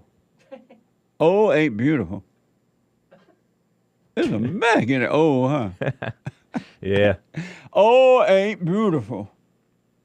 That's a fact. I think we look a mess as old people because we're made out of dirt. And the dirt starting to show? Yeah, wrinkle up. Yeah. True. And dries out. Old age is a mess. What the? But anyway. Thank you. Alex bought our coffee. Alex Jones. That's my competitor. Biblical question response. Do you know God? Who is God? I don't know that I know him, but I know that he knows me. I want to know him. He is my Father. Amazing. Thank you for responding to that. I'll put my 2 cents in on Sunday. I appreciate it. Jitsu James bought 5 coffees. I called earlier this week, got emotional because of the improvement in my life I've made since I started listening to your radio show, Jesse. Thank you and the crew for effecting such positive change in my life. Hope to have a counseling session with Jesse soon. Thanks, emojis. Amazing. You're welcome. Stay with it. Stay with it. Stay with it. I'm telling you all, without a doubt at all, no doubt, you're dealing with evil. Your battle is spiritual. It ain't physical. It's not about some other person, male or female. It's not about color. It's about spirits. Really is. So stay with it, stay with it, stay with it. And if anyone that wants counseling, we have the best counseling service on this side of heaven. You can go to rebuildingtheman.com, rebuildingtheman.com, or call 800-411-BOND, 800-411-2663 to set up an appointment by phone, Skype, or walk-in. All right? And so, what's that person's name? That was Jitsu James. I wish you well, Jitsu James. Stay with it, buddy. Soul Conscious bought 5 coffees. Jesse, biblical question. Do you know God? Who is God? Yes, I do know God. God is the spirit of love, no fear, guidance, and peace. Amazing. Thank you for responding. I'll put my little 2 cents in on Sunday. That reminded me, last night we had our monthly men's forum, and it was amazing. It really was. And I ended up going to bed really late. I closed my eyes only for a moment, and the moment was gone. I'm like, what the? It was amazing. Thank you. Connor says, Jesse, my girlfriend is a problem. She always wants to make love when I get home from work. I'd rather watch Chris Jericho wrestling match. It gives me anxiety knowing she's waiting for me on the ottoman. Why am I afraid of her? Do you think it's from my past? Repeat that. My girlfriend is a problem. She always wants to make love when I get home from work. I'd rather watch wrestling. Gives me anxiety. Why am I afraid of her? Do you think it's from my past? You're afraid because you haven't forgiven your mother yet. Forgive and you won't be afraid. Anyone that has fear has anger. Anyone that has anger has unforgiveness.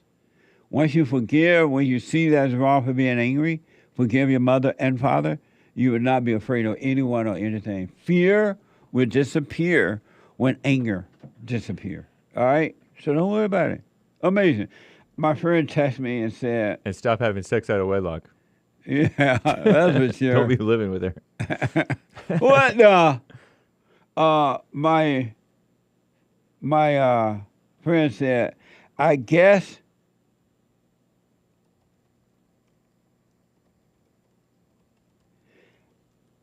you will look good when you are old because God made you before he made dirt. You're old. I'm older than dirt. God made me, and then he made dirt that I may have the ground to walk on. Amazing. But I thank you, God. You something else. But thank you.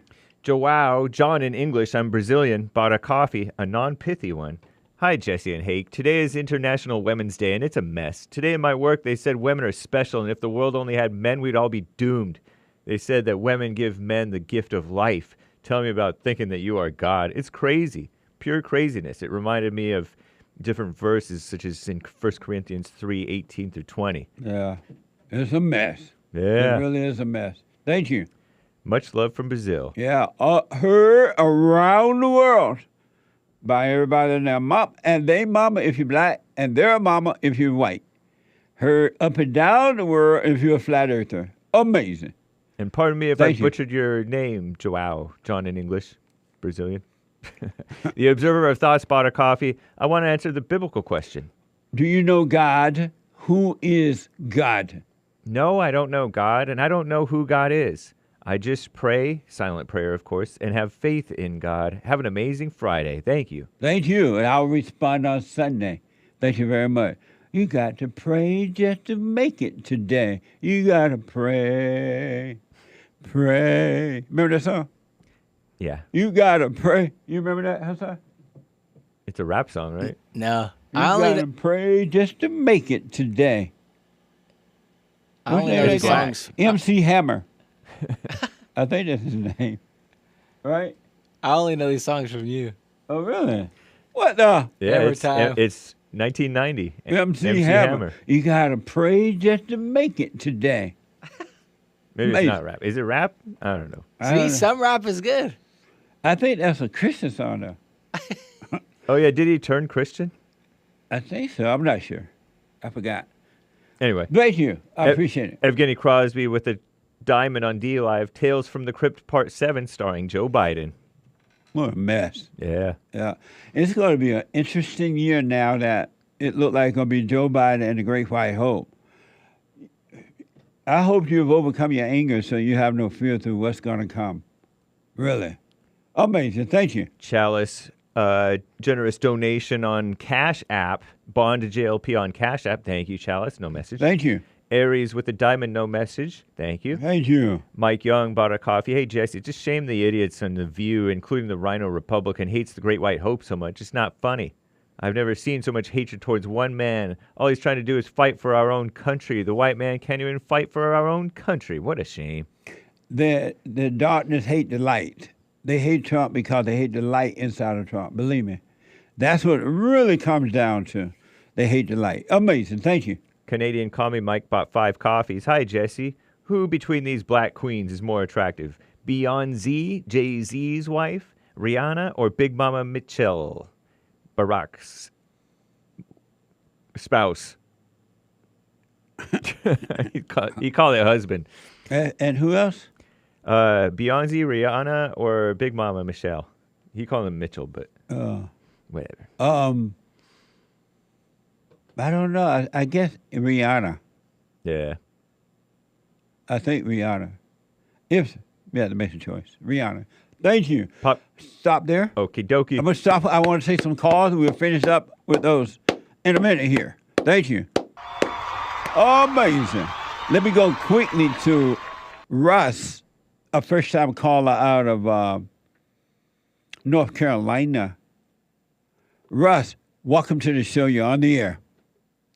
Hey, Jesse. I love all you guys. I just wanted to call in and say I saw you on the Roseanne Barr show last night, and that was one of her most excellent shows she's ever done. You guys hit it off so well, so in sync to the ideas that you presented her and the ideas that she presented you. You guys were just great. It was really good to listen to. Thank you, man. It's worth listening to again, and I'm sure I will. I listen to you every day while I'm working. I work from home.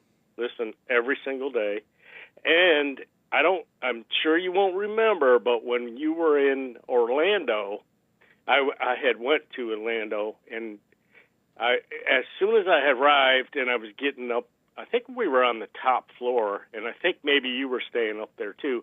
But you're the first person I saw when I exited the elevator. And I don't know if you remember that, because I said, "Oh, Jesse Lee, you're the first person I see." And I was, by myself. I think it was the 12th or 14th floor. And then I took my stuff in the room, went down to the bar and had a burger. And everybody I met that was there for your men's conference, it was like we were not strangers. Yeah. So, yeah. And it was because of you. It's what you bring every day, and it's like it wasn't meeting a stranger at all. It was just great. Right on, and Russ.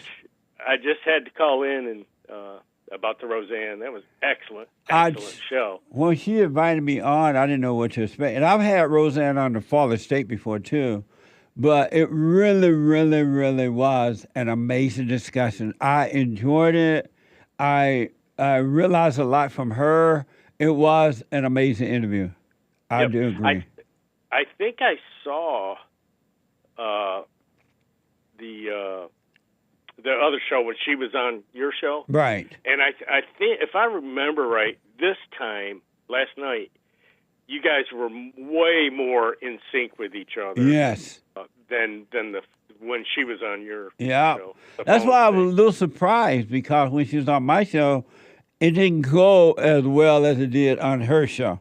Yeah, it didn't. Yeah. Yeah, and I guess that says a lot for itself too, if you think about it. That everybody's hearing your message, yeah. and you're getting through to people. Amazing. So Well, I I appreciate thank you so much, You- Jesse Lee, and I hope you and your crew have a great weekend. Thank you, Ross. I really appreciate the call, man. Thank you. Bye. Okay.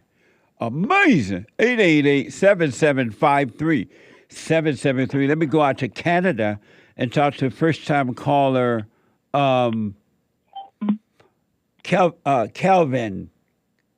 Calvin, welcome to the show. You're on the air. Good morning, Jesse. Hey, Calvin. Hope all is well. Is all well, brother? All is well. Amazing. Amazing. I just had a little issue I wanted to call about. So I got this girlfriend, right? And everything's kind of going well between us, but she's kind of got this attitude issue that I really don't like. And it's kind of like the same way she talks to her mother. They kind of bicker at each other whenever they're together, and she kind of brings that attitude to me. And like I've told her, like, hey, I don't really appreciate this. Things are going good, but the attitude thing, it's an issue. I was wondering if there's anything you could tell me to hopefully help her deal with this anger. And so since it's just your girlfriend, why are you putting up with it? Because hopefully I could make a wife out of her. But you can't make a wife out of her. She has to want to be a wife, and you're not going to be able to change her. We can't change ourselves at all. We have to want to change, and the Father will change us. You can't change her.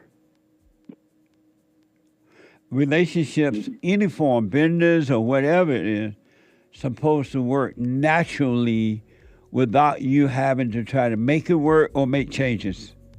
You're not supposed to put any effort in a relationship.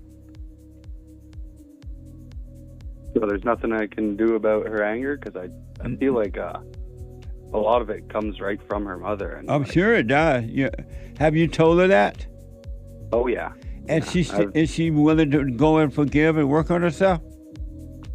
Yeah, she's been on a pathway for that, and it started getting better maybe a month ago, and we're kind of falling back. Hold on, into the Calvin. same Hold on, pattern. buddy. Hold on. Let me take a break. Back in a moment. Back in a holding. moment. How have you been helped by the show? I'm going to tell you this. I believe you might go down in history as one of the greatest, if not the greatest, black man that ever lived on planet Earth, as far as I'm concerned. I don't know anybody before you that's been that great. You know, freeing the slaves is one thing, but you've been freeing people of their mind, which matters, it should be anyhow, to you more than anything else, because with the mind not being right, there ain't nothing else going to happen right anyway. If you can doubt every thought because you're not your thoughts, if you can doubt every thought, knowing that you're not your thoughts, you don't create them, they're not from God, that they're from the deceiver, the great deceiver, Satan. If you can doubt every thought, you can be free, just like that. At an instant. Bring every thought into captivity. It's so amazing.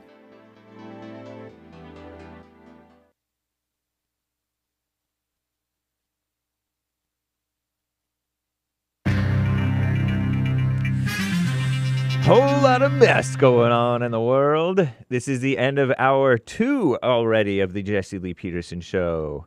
Friday, March 8th, AD 2024. Stay tuned for hour 3, last hour of JLP coming right up. The lines are full, guys. He will get to your calls and the rest of the super chats, hopefully. But first, Hake news, not fake news. At noon Pacific time today is the Fallen State episode premiere. Pro-choice Christian Michael Lee joins Jesse on the Fallen State. It will be premiering on the Fallen State YouTube channel. Also will stream on the Jesse Lee Peterson Rumble and JLP Talk on X and other platforms. Shout out to the DLive crew and cozy.tv/JLP. Nice. Of course, the Hake Report is after JLP today. No Joel Friday TV today, but Joel, you can see Joel Friday on Hake today is the plan. The Hake Report. I also have a guest co-host, Krishan the Dawn. And also you can catch Evil Comes Through the Woman with Jesse Lee Peterson. Evil Come Through the Woman with Jesse Lee Peterson on the Roseanne Barr podcast, episode 38, on her YouTube channel and on her Rumble channel. So make sure you do catch that. We do spring forward at Sunday early morning, Saturday night, Sunday morning.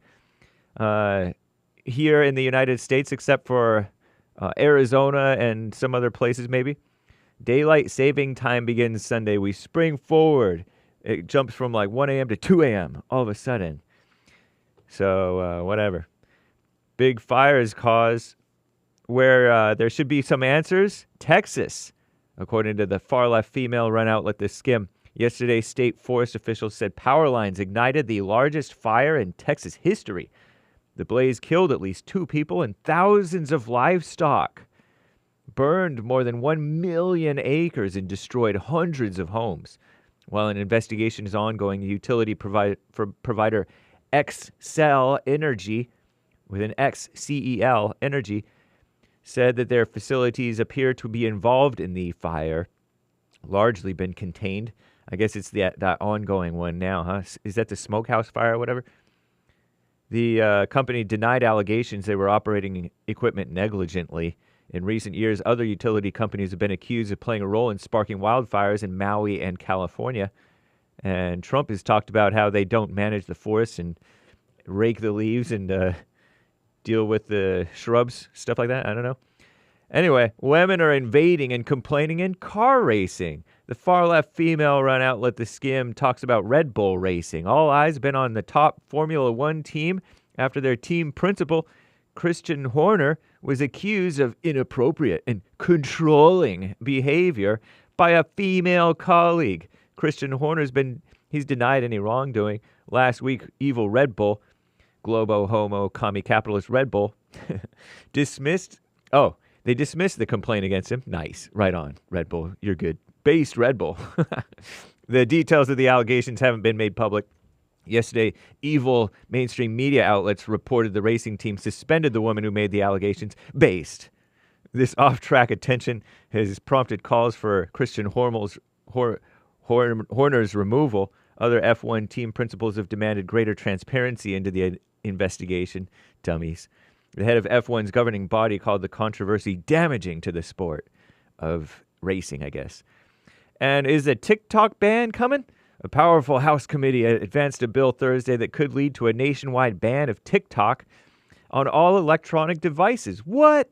The House Energy Commerce Committee unanimously approved a measure that could prohibit TikTok from U.S. app stores unless the social media platform is quickly spun off from their China-linked parent company, ByteDance, B-Y-T-E, Dance, all one word. If enacted, the bill would give ByteDance 165 days, a little more than 5 months, to sell the app. Lawmakers have long sought to challenge TikTok, in part due to unresolved fears that the platform may pose Chinese government spying risk. About 170 million Americans use TikTok, meaning any restrictive legislation would cause huge tremors across the cultural landscape. I'm James Hake. Now back to the Jesse Lee Peterson Show, Hour 3.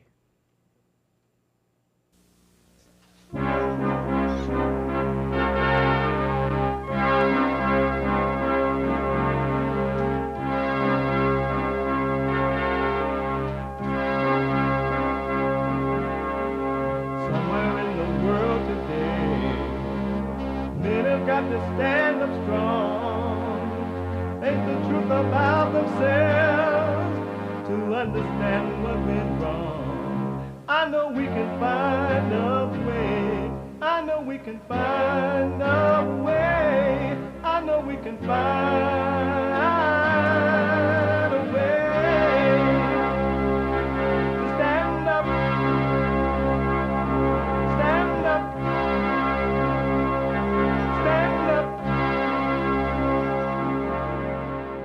Uniting the races with truth instead of dividing them with lies. We're also rebuilding the family by rebuilding the man. I'm Jesse Lee Peterson. Welcome to the third hour of the show already. Third hour of the show already. I fell asleep during the break. I was waiting for Hake to do the news, so I went out of the office. I said, next thing I know, I was knocked out. I'm like, what the? Because I went to bed really late last night. We had the men's forum. It was so amazing. It was worth it. I closed my eyes for a moment, a minute, for a moment, and the moment was gone. Amazing. Anyway, you can get involved by calling 888-7753, 773-888-77-JESSE, Jesse, Jesse. The biblical question. Do you know God? Do you know God? Who is God? 2 parts. Who is God? We have every way that you can watch and support the show listed on JesseLeePeterson.com/show. JesseLeePeterson.com/show. And if you're out and about doing whatever it is that you're doing and you can't watch the show live, you can be listening on your iPhone or iPad. Rather than saying her name, you could be listening to the show by calling the listen line on TalkStream Live at 641-793-1500. 641-793-1500. Follow us on social media. We're on rumble.com/Jesse Lee Peterson, Rumble, and cozy.tv/JLP, where Christ is King. Cozy.tv/JLP. And to donate and have your comments read out loud, go to buymeacoffee.com.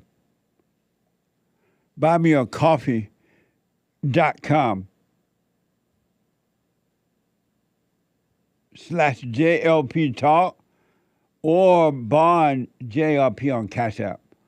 Bond JLP on Cash App. It's Friday. Every Friday is Express Yourself Friday.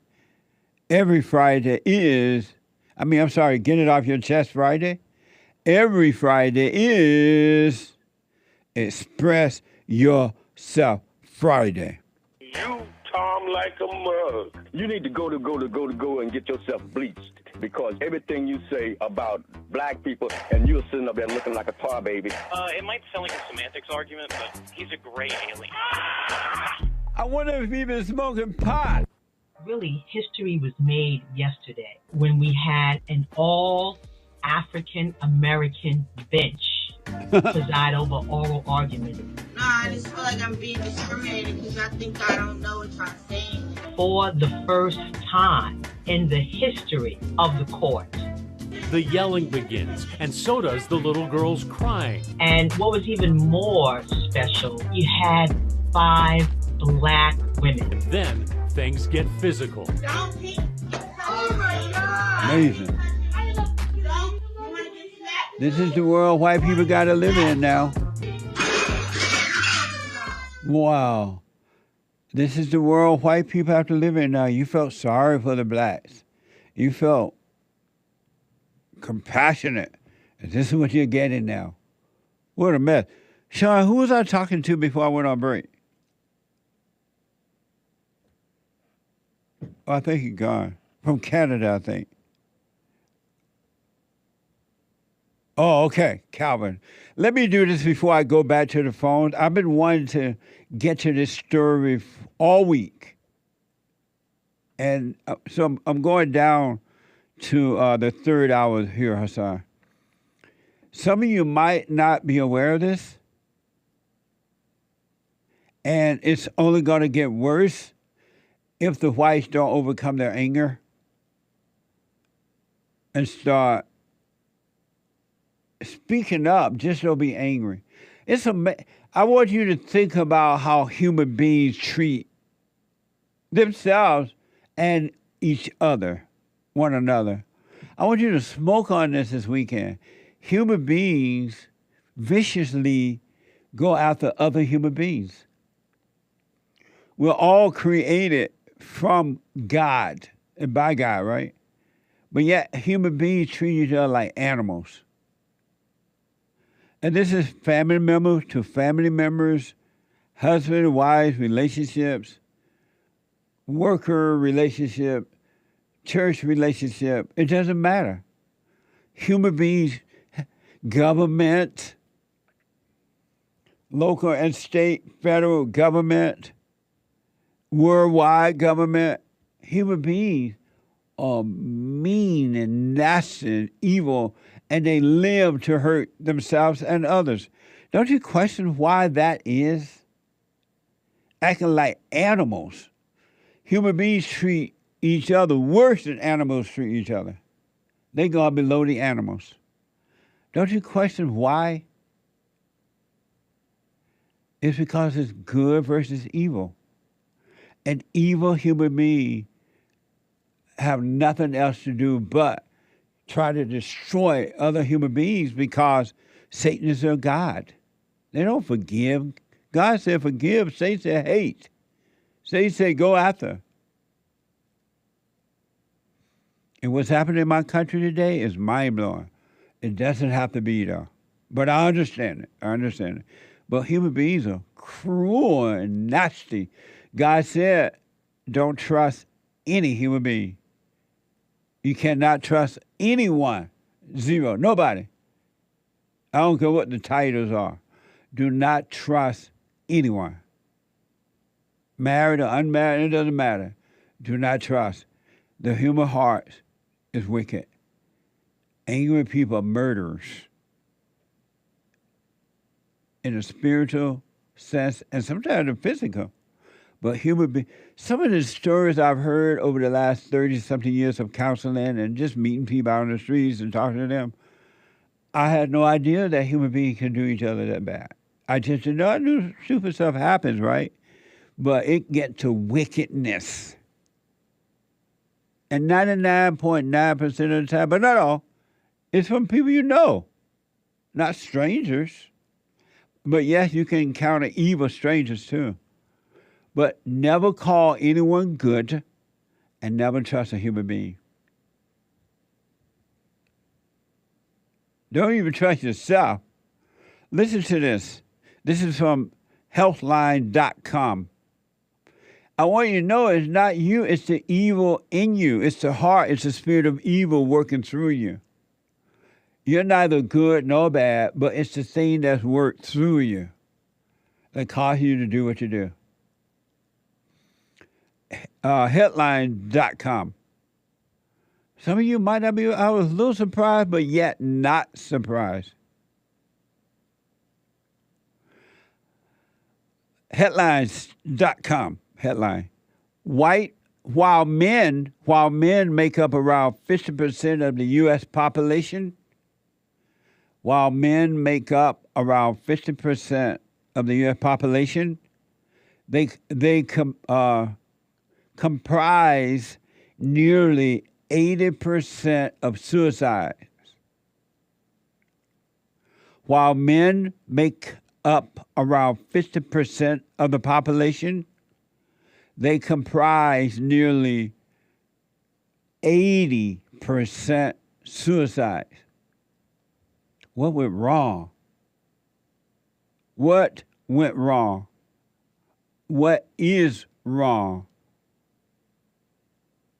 That's evil, folks. That many men committed suicide. It should be all over the news and everywhere, but I don't even hear anything about it. My producer gave me this. That's the only way I know about it. 50% of the population made up by men, around 50%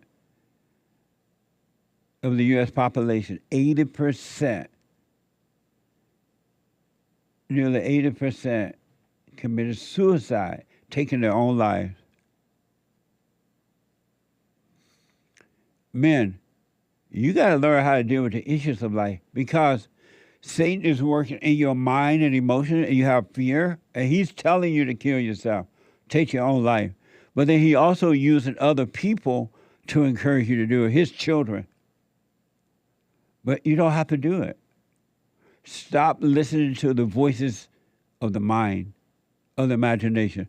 All thoughts are all lies all the time about anything. And since you're not guilty of anything, you're neither good nor bad, why take credit for the devil's work?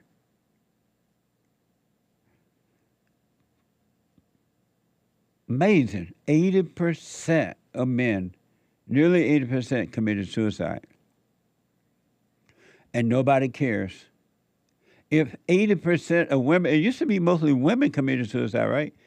It was heard of, it was talked about. But where's the conversation about men committing suicide? That's not normal for men to commit suicide. The roles have switched. And men are under attack. You got to be strong. You got to be willing to stand alone. You got to be willing to let go of anyone or anything. Don't be attached to anything. Don't get a sense of identity from anything. You got to know when to walk away. You got to know, and you will if you live in the presence of the Father. Foster reported that a Pennsylvania woman sent unrelenting texts urging her ex to kill himself until he finally took his own life. The estranged couple fought about money and custody of the child. Watch this from CBS. According to state police troopers who were part of this investigation, they say some of the bullying and messages were the worst they've ever seen in a case like this. This is the next level or the most extreme amount of bullying that I've seen, read about, heard about anywhere, where someone is constantly telling someone to end their life. 35-year-old Mandy Roosh of Greensburg is accused of telling her ex-boyfriend to take his own life on several occasions. The messages threatened the ex he would never see their daughter, owed Roosh money, and some messages contained explicit images, videos, or themes. You're talking about probably the three of the biggest triggers you could have when it comes to trying to make someone feel awful. Troopers were called out to the man's apartment in June of 2021 after friends became concerned about his well-being. The Westmoreland County DA says Roosh's ex may still be alive today if those messages hadn't encouraged him to take his own life. My God, if we're going to start prosecuting people for sending harsh texts to one another versus it being verbally communicated, then we're in a different path in our legal system. Amazing. And I was thinking about that. That was, if it's true, was evil for that female to do that. Of course. That's why she did it, because she's evil. That's why people try to hurt one another and themselves, because they're evil. That was evil, but you can't really blame her for doing it. What was wrong with him that he allowed another human being to affect him in that way? The problem with him, the problem is inside of him. What was wrong with him that, if it's true, he allowed someone to convince him to take his own life? Yes, it was evil for her to do it, but it was evil that he did it. Have you ever been in a situation where you felt like killing yourself? Satan said, you know what, you might as well just take your life. You're not worth anything. Nobody cares about you. Everybody looking at you. You might as well take your life. That's what the devil does. And he uses other people to encourage that, and he works on your mind to influence you to do that. It's spiritual. That's amazing, huh? You can't blame that woman all the way, because, yes, you were doing evil work. If that's true, her heart is evil if she did it. But something wrong with his heart, he fell for it. If it's true. Foster reported at least once she sent him a video of herself having sex with another man and referred to other men as the new dad of his daughter. If that's true, he was too attached. He was too attached to her. She was his God. And she knew it. If she sent this type of video to him, she knew that she was his God and she could hurt him. Stop making idol gods. You shall have no other God but God. God wasn't playing about that. Every other God would try to destroy you, and will in most cases. Human beings are evil. They lie in wait to see who they can devour. Because they're evil. Their nature is evil. Trust no human being. Zero.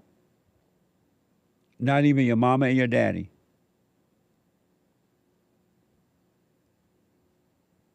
Only trust the Father. And believe me, in doing that, you'll be able to enjoy, you'll be able to hang out, but you won't identify with.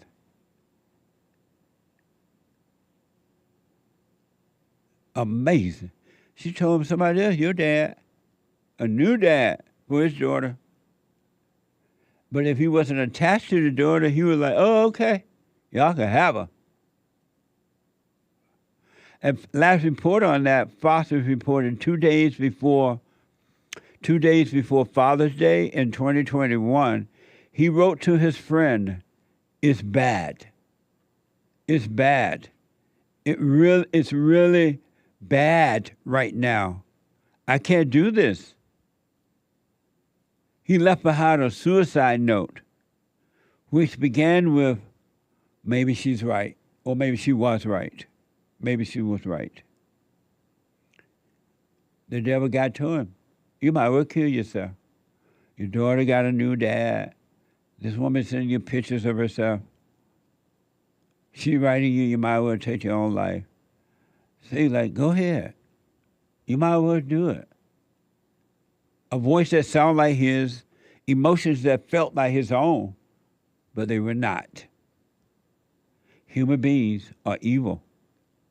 You're dealing with evil, and they've been sugar-coated with fancy words, depression,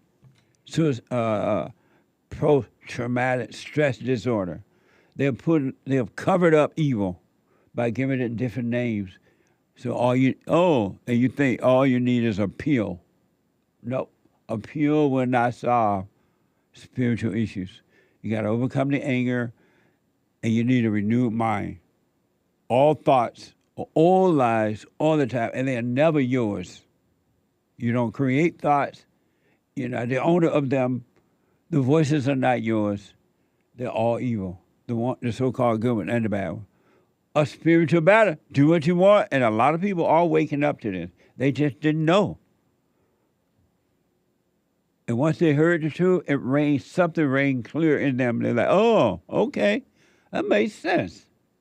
And then to others, they're like, they reject the truth. They love hell.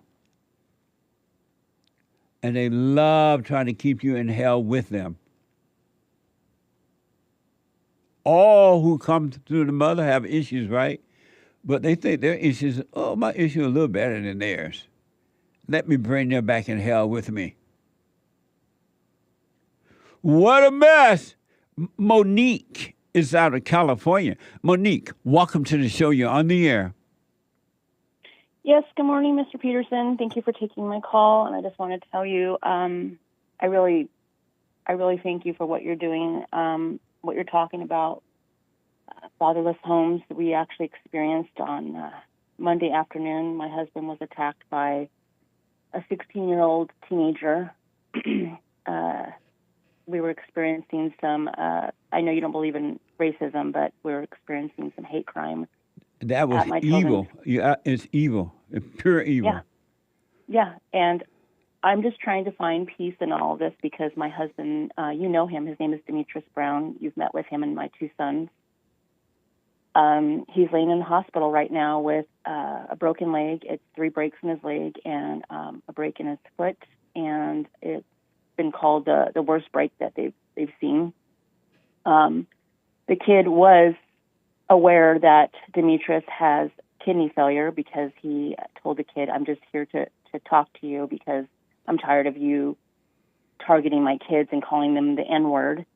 I just had dialysis, and the kid attacked my husband, sucker punched him twice in the face, and he fell down, and the kid was going to continue hitting him. And thank God for my son's best friend. He intervened and fought the kid off.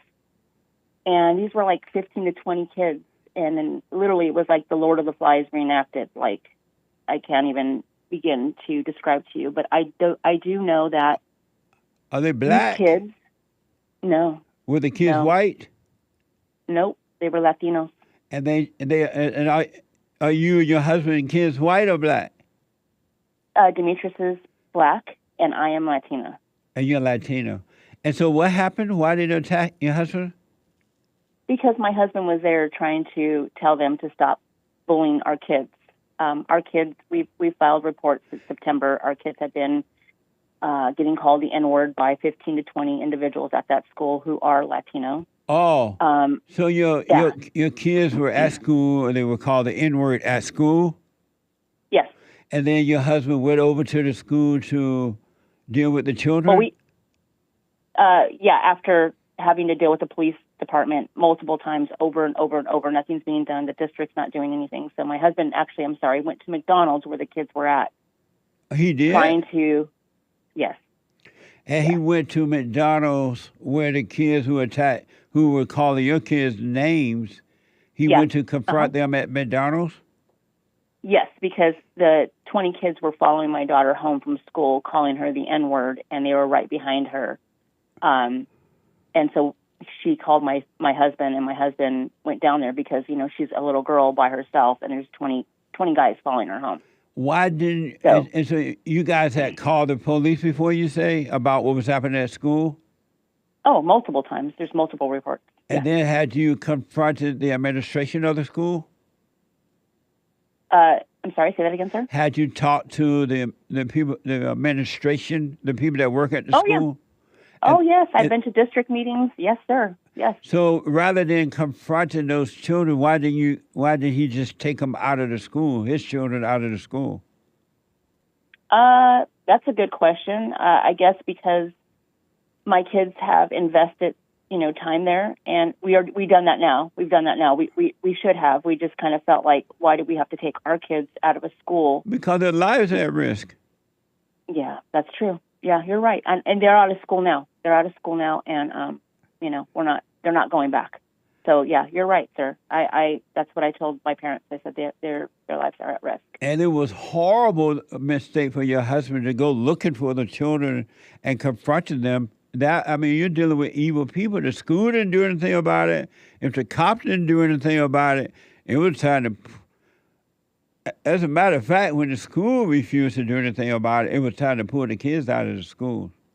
Yeah, you're right. You're absolutely right.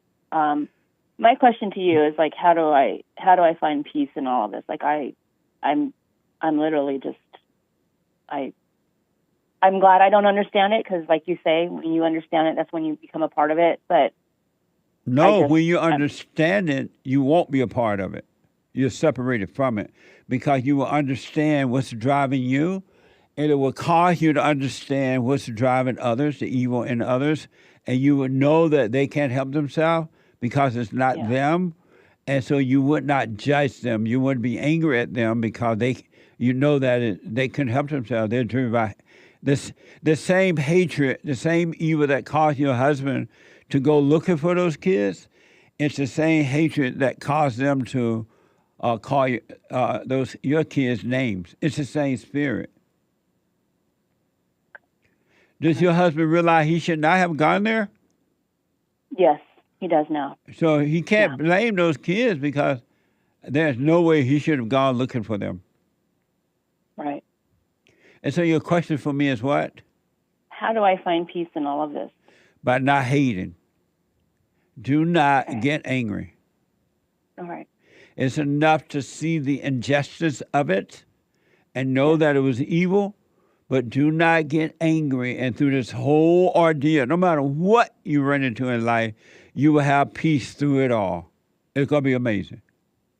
All right. I thank you, sir. Thank you so much for what you do. You're welcome. Stay with it, all right? I will. Have a blessed day. I wish you guys well. Thank you. Okay. Bye now. Amazing. Parents, don't go looking for the kids. What the? You're dealing with evil children. They don't care.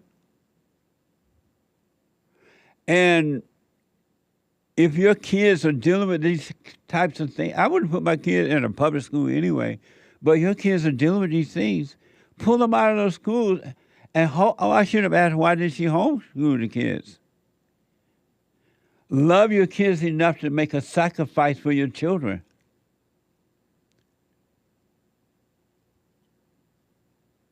That's an amazing story, but he shouldn't have gone over there looking for them. Amazing. 888-775-3773. Let me go to Canada real fast here. Canada, Emmanuel, you're on the show. Thanks for calling. Hello. Hey, Emmanuel. Get it off your chest. Friday. Absolutely. Awesome. She kind of answered my question about perfect peace, but I don't know. I was going to ask you, what is perfect peace? Is it a feeling? It's the absence of anger. It's the absence of anger and the imagination. Okay. Yeah, I was talking to somebody the other day that claims he doesn't believe in God. And he was talking about how most of the stuff that people believe in is just a human imagination. And I thought that was interesting, but... Do you have perfect peace?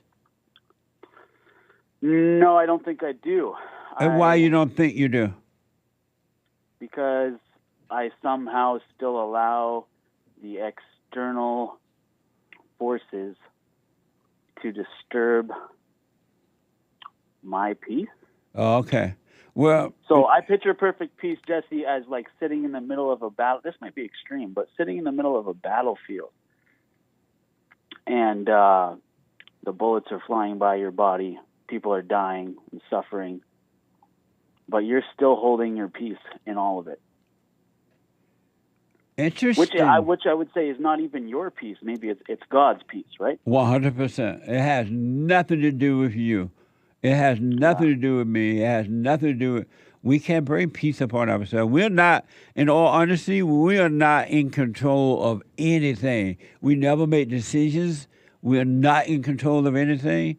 We're either influenced in that fallen state by evil, and evil controls us, or once we overcome it, we're influenced by good, which is God, and God controls us. Human beings have never made a decision, cannot make a decision, can't make anything work, and not in control of anything. And when you wake up to that, you realize that, and you're free. It's really about letting go. 100%. Letting go of all imaginations. Imagination is evil. That's wild. It's amazing. All imagination. When God said bring all thoughts into captivity, he wasn't playing. So you used to smoke pot, right? Yeah, I did a little bit, not a lot, because it made me feel too insecure. But I did. Why did you do it? I was going to ask you why. Like, how did you get it? Because for me, I know that a lot of people, and myself, I used it as a means. Well, I just did it because my friends were doing it, and we would go out, and they would be like, "You want some of the joint?" And I'm like, "Don't give it to me. I won't be able to party." And I did. They can do it. Emmanuel, thank you, buddy. I got to take a break. Back in a moment. Open the treasure chest on D-Live. The treasure chest is now open. Thank you, Emmanuel. 888-77-JESSE. Back in a moment.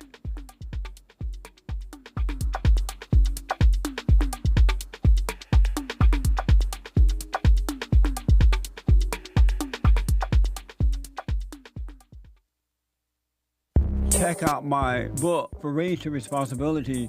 I show you how I was able to overcome anger. The spirit of anger was taken away from me. I had it. And as a result of having anger, I was insecure. I had doubt, worry, fear. I was in a fallen state and didn't know it. And it wasn't until I went and forgave my mother, who tried to turn me away from my father. I forgave my father for not being there and returned back to him. My spirit connected with his spirit, and through him, I was able to return to God. And I have perfect peace. Perfect love casts out anger. And when anger is gone, fear and doubt, worry, insecurity, suicidal thoughts, all of that is gone. And you are free. Amazon.com, Barnes & Noble, or if you want an autographed copy, you can go to my website at rebuildingtheman.com or call 800-411-BOND.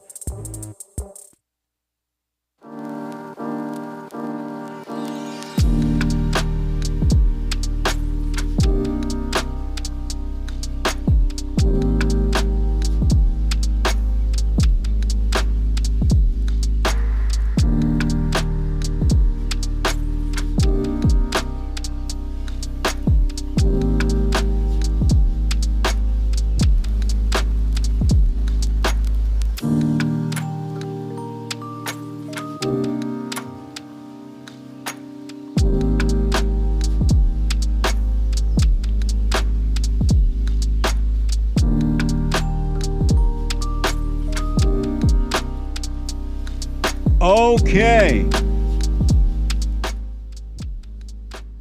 888-775-3773. Check out my interview with Roseanne Barr. It was amazing. So check out Roseanne Barr podcast. It's available on YouTube and Rumble. It was an amazing discussion, really. And after my show today and every day, Monday through Friday, the Hake, H-A-K-E report, the Hake report.com from 9 to 11 a.m. Pacific time. 9 to 11 Pacific time. Monday through Friday. And James Hake is on fire. The guy with the good hair. And then at 12 noon, a brand new episode of The Fallen State. I think you're going to like it. Michael Lee was my guest. And Michael is the author of the Abortion Bible, The Last Word on Faith, Reason, Women, Children, and Truth. Watch this. Next time on The Fallen State. I am pro-female. Women need to be respected. They're not logical. They're illogical. No, women are smart. No, women are cunning. No. Why are you in favor of abortion? God gave man free agency and women. Who do you think is influencing them to kill the baby in the womb, Satan or God? I don't know how to even answer that. Oh, amazing. What is a man? I don't know how to answer that question. I don't know. Beta. What? Beta. How you say you don't know what a man is? But I'm a firm supporter of women. What? But it was a fun talk. It was amazing. Wait till you hear the whole thing. At 12 noon, support the Fallen State while you're there, or go there. The Fallen State .tv/donate. And then on locals.com. I was just reflecting right now. I want y'all to know, Hassan and I were just talking during the break, how it's crazy that life can be really, really simple, but human beings make it so complicated. Their own lives, and they try to make other people's life complicated because they're in misery. And misery love company. They're in hell. You can either be in hell on earth or heaven on earth. It's up to you. You can make it simple or you can make it difficult. And people love difficult. And they try to impose it on you. They'll hunt you down to try to make you as miserable as they are because their daddy Satan sent them to hunt you down, to try to hurt you. Family members and everybody, but you got to forgive. And you will see, once you forgive the mother, your father, you'll wake up. I'm telling you, as a witness, I used to be a beta male. I know what it's like to be a beta male. But I also know what it's like to overcome that. But anyway, thehakereport.com. And Hake has a guest today. I'm just finding out. Hake has a guest today. Krishan will take your calls. And Joel Friday going to make an appearance on Hake as well. Ooh. Get ready. He black. And I think Krishan is half black. And Hake is white. It's gonna be something. You don't want to miss it. The Hake Report, right after my show today, 9 a.m. to 11. Hake has Krishan the Don. And he's going to be taking your call. And Joel going to be there with the two of them. It's going to be fun. Check it out.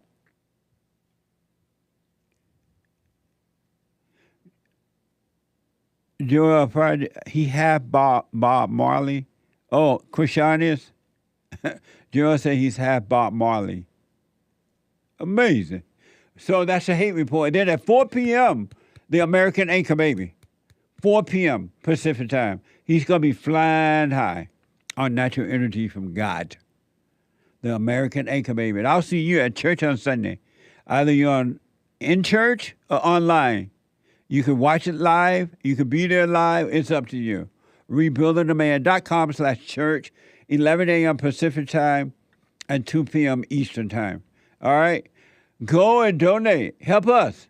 Give it to my nonprofit and all that, all right? I appreciate those who are doing it, have done it, is about to do it, will do it. Let me go quickly to the calls. I'm going to go to Mike, a first-time caller out of Ohio. Mike, welcome to the show. You're on the air. Yes, sir. I really appreciate it, and I appreciate everything you do. Thank you, Mike. Go ahead. Well, Mike, okay, well, the things I have to say is that I see a lot of people on, all around talking about racism. And when I was 7 years old, my grandpa, he's a preacher, and we used to go and help him deliver Watkins product, kind of like a Fuller Brush, go to neighbors, house to house. Well, me and my brothers in 1967 went over on Mount Vernon Avenue, and he went up to a house to sell some product. And, out of the houses came, they started hollering, where's white crackers, whatever. Anyway, they came to the house because we had the windows down in summer.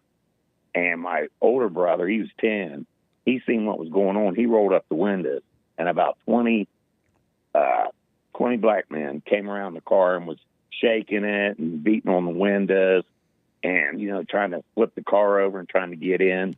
And I'd never in my life seen somebody run so fast as when those black godmothers came out and seen them boys, because they ran. I mean, it was pretty turbulent times then, but we were just poor kids. We knew nothing. Right. Grandpa was a preacher, and to this, I had actually completely forgot about it, because I've never held anybody against that. And I just said, well, these are just guys, doing, what the society's telling them.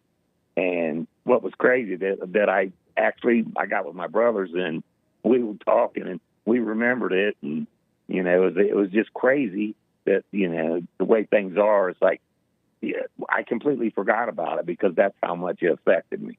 And that's right. People that it just did not affect me. When you don't have anger, I promise the world, when you don't have anger, you cannot be affected. No matter what happens, you cannot be affected. God protects you from evil. Absolutely, Mike. I totally understand that. Yeah, you're exactly right. And just with all the hate going on, it's coming from the top. Yeah. They have, in my country today, Mike, they are pushing anger, which is hatred, as good. Even the churches are telling, remember, you could be angry. Jesus was angry. And they are pushing anger as good. And this is what we're getting. I saw a report this morning, I believe it was on Fox. Two truck drivers riding down the road in Florida, I think. One truck driver threw a water bottle over to the other truck. They didn't know each other as they were driving down the freeway. And the truck driver threw a water bottle into another truck. And the man got mad, and I guess he tried to catch him. So I don't know the whole story. And the guy that threw the water bottle, according to the report, allegedly at the other truck driver, ended up shooting at the people on the freeway. Oh, man. That's anger. That's evil. Yes. That's evil. Yes. Amazing. Mike, thank you for your call. I totally understand that situation, you forgot it because you didn't get angry. And when you don't get angry, you don't remember any of that stuff. That's exactly right. Amazing. Well, stay with it, Mike, and good to hear from you. Call me again. Okay, I appreciate you. Thank you, buddy. Do. Thank you so much. All righty, goodbye. Bye now. Amazing. Diane, that's the first time call out of Louisiana. Diane, welcome to the show. You're on the air. Thank you so much. It's nice to talk with you. Thank you. I was listening. I'm new to your show. Saw you on Roseanne's podcast. The lady that just called about the kids chasing her children, and the husband went to go kind of straighten it out. Right. Nobody would do anything, school, police, nothing. But I've watched several of your podcasts, and I think in one of them it said something about don't run. So, you can't keep running. Right. So, I understand maybe the man shouldn't have gone to confront the children. It seems like there's so much that you do want to just kind of stand and confront, or else you're running. I don't know. Can you kind of explain that? What I mean by don't run is don't run from the hell inside of you, the thoughts and feelings. You got to lay your weapon down and face that. You got to be conscious of it. Watch the spirit of evil operate in your body, and the light of God will destroy it. And then when other evil people come after you, watch what you're thinking and feeling. And I'm not talking about, you're supposed to protect yourself in a physical way. Don't go into a bad hood, or don't go looking for some bad children, right? You're supposed to protect yourself like that. But I mean, spiritually, you're not supposed to protect yourself spiritually. And you will see that the light of God will take care of you when you face it inwardly and not run from it. But naturally, physically, you protect yourself. Okay. You know how when you get those bad thoughts sometimes that make you feel fear or sadness or good feelings or whatever? You know how sometimes you get those thoughts and feelings, right?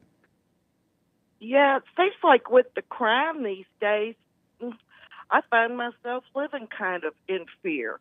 Right. Scared to go to the store, scared to walk down my street. Yeah, you So absolutely there's should be fear. concerned about that nowadays, especially nowadays.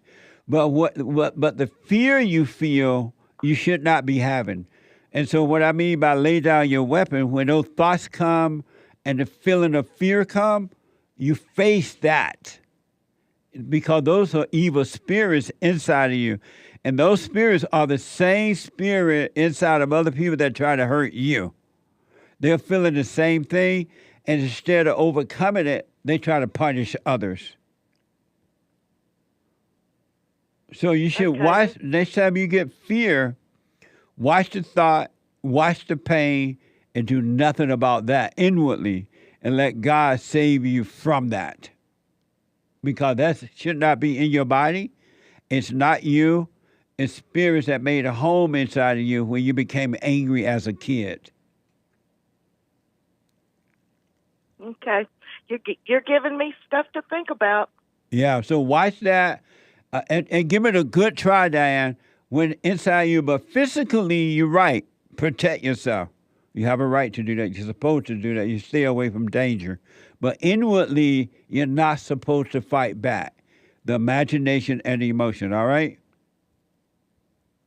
Yeah, it's hard not to get angry these days. You just see so much injustice and corruption and people just acting a fool. But I promise you got my word on this. Not that I'm God, I can't make it happen, but I promise you, when you overcome the anger and fear inside of you, what other people do, you won't even give it any thought. You would see it, you would know that it's evil, but you wouldn't give it any thought at all. So it's working on myself because I see the evil. I know I see evil. Yes. Yeah. It's just how to deal with it within myself. Right. Once you deal with it within you, you're going to be able to deal with it in everybody in the right way. Well, thank you, sir. You're welcome. Let me know how it goes, all right? Okay. Thank you. Oh, amazing. Spencer is a first-time caller out of Arkansas. Spencer, welcome to the show. You're on the air. Hey, Jesse, how you doing? All is well, sir. Hey, I was just wanting to see if you could expand on your views of the Trinity. I heard in a show from a while back where you were talking about how Jesus and God are not the same, and I just kind of wanted to see if you could expand on that. Oh, okay. No such thing as a Trinity. Expand it. Okay. Is there any scriptures you have that? Because I mean, in John, what the scripture is, I've got it pulled up here. In John 14.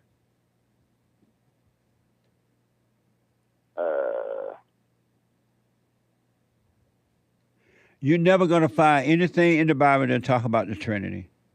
It's not there. It's made up by the false teachers, the false prophets and hypocrite preachers, false teachers. They are the enemies of God. You're never going to find any talk or teaching about a Trinity. Well, yeah, no, it doesn't. I know it doesn't say the word Trinity, but So then why add to it, though? Why make that up? Well, I don't. Yeah, I mean, I don't know that it's important to call it the Trinity. I don't care what you want to call it. Do you believe in the Trinity? I believe that God and Jesus and the Holy Spirit are one. Do you believe in the Trinity? I believe in the concept of the Trinity. I don't believe that the word Trinity matters. Do you believe in the Trinity?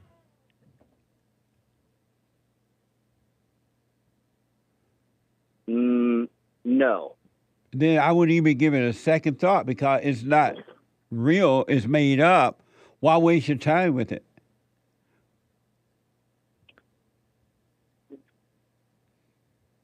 Yeah, I mean, do you believe God and Jesus are one? Why waste your time with something called Trinity? You know it's not true. Why waste your time?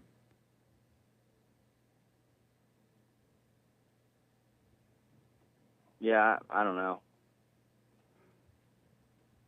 I would drop that, do what you want, of course, and get to know and see and let God guide you from within. Let no man teach you. Okay. But look, call me on Bible Thumper Thursday. We'll have more time with this.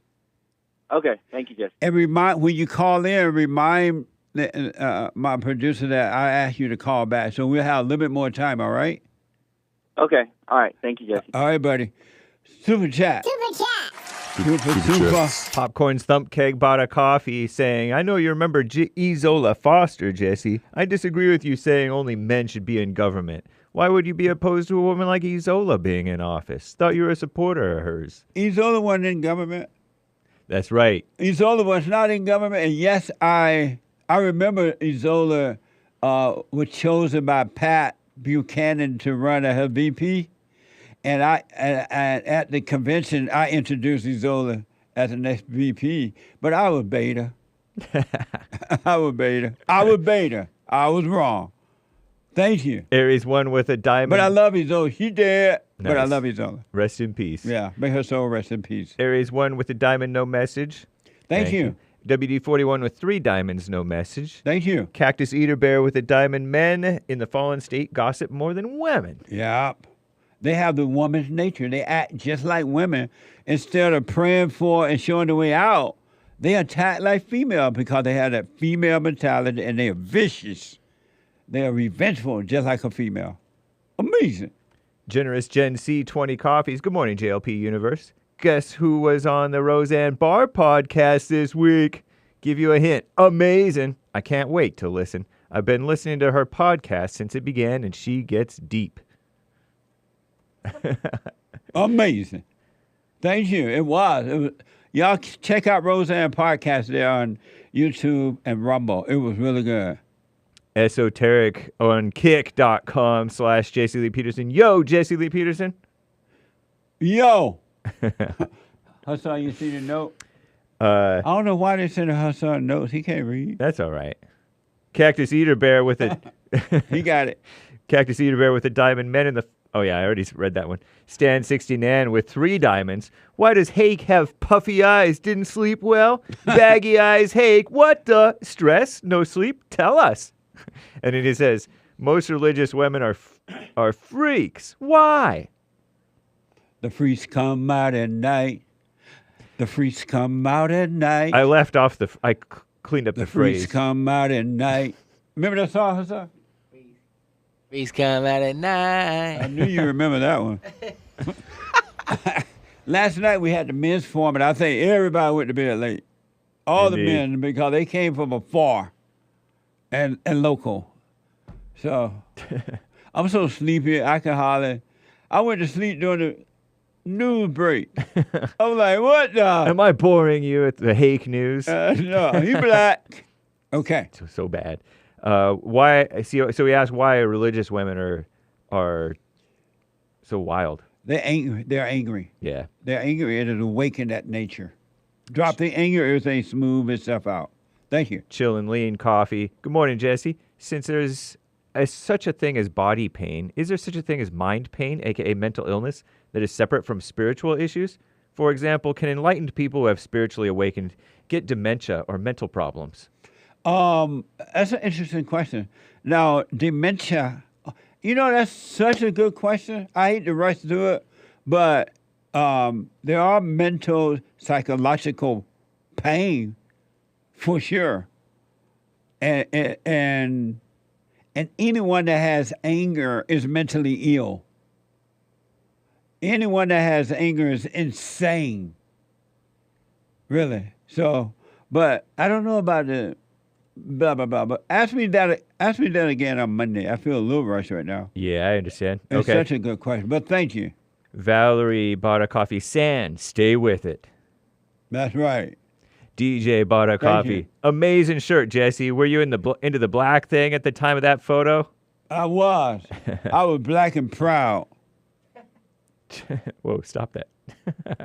Like that, right? Yeah, whatever. I was black and proud. A fro and everything. Nice. Thank you. Donnie Girl's idea on Rumble. Jesse, you got to know how to rumble. Thank you for letting God work through you. I am grateful for you.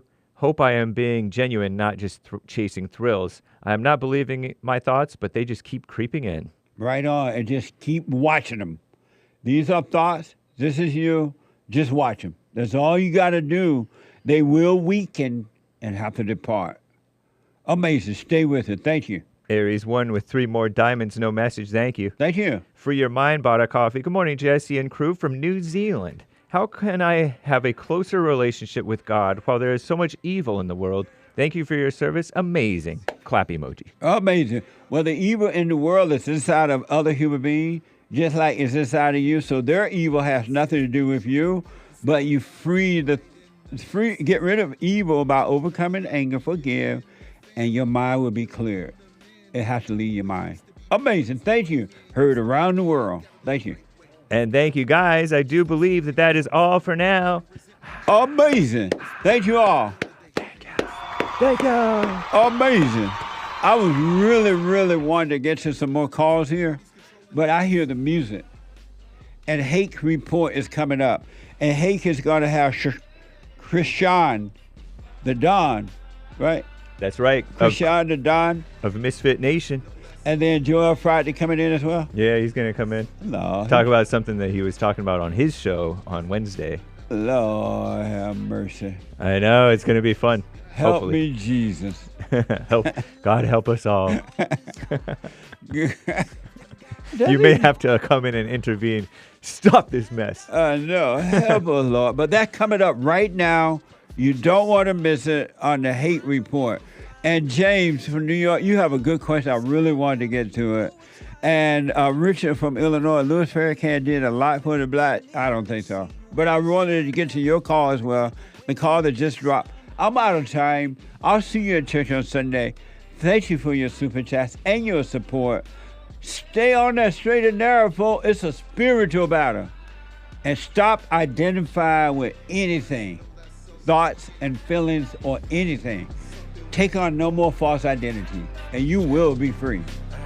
All right? Do the silent prayer. Forgive your mama and your daddy, and especially your mama. All right? I'm out of time. The Hake Report coming up now. Check out the Fallen State.tv at 12 noon. And check out the Roseanne Barr podcast. It's available on YouTube and Rumble. It was an amazing discussion with Roseanne. I enjoyed it. All right, folks. I'm going to go take a nap. Amazing. Amazing. Have a good one. I know.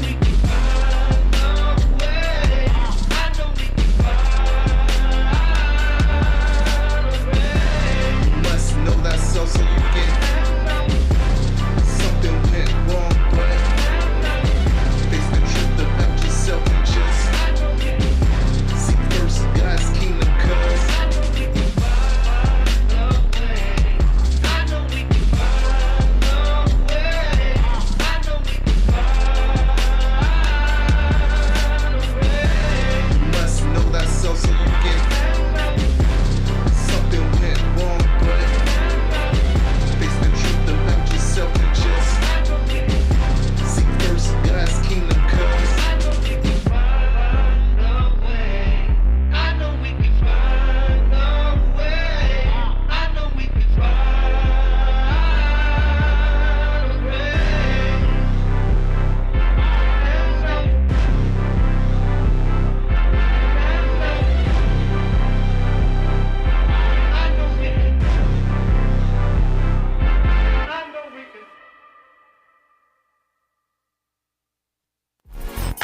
So, here's what I recommend. I invite you to download my silent prayer, and I want you to start doing it. You just download it, get the points of how to do it, and then after a while, you just do it on your own. It's going to point you in the right direction that your life will be returned to you from God. He will give you your life back, because anyone and all people who has anger, they're not themselves. You are the person that you are angry at. That's why it's so important to get to know yourself so that you can see who you're angry at. And if you're doing the hooping and hollering prayers and things like that, some people get up, oh, praise the Lord, hoop and holler, bless my mama, bless my daddy. Continue to do it. Do both. You will see if you want to stay with the hooping and hollering, or do you want to be still and know God. So my gift to you, no charge, at rebuildingtheman.com/church.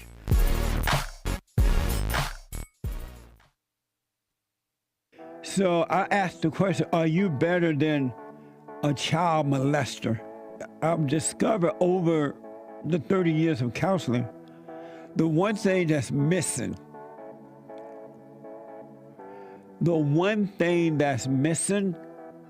and I think because it's not taught in the homes or talked about, we don't have examples of it, right, is love.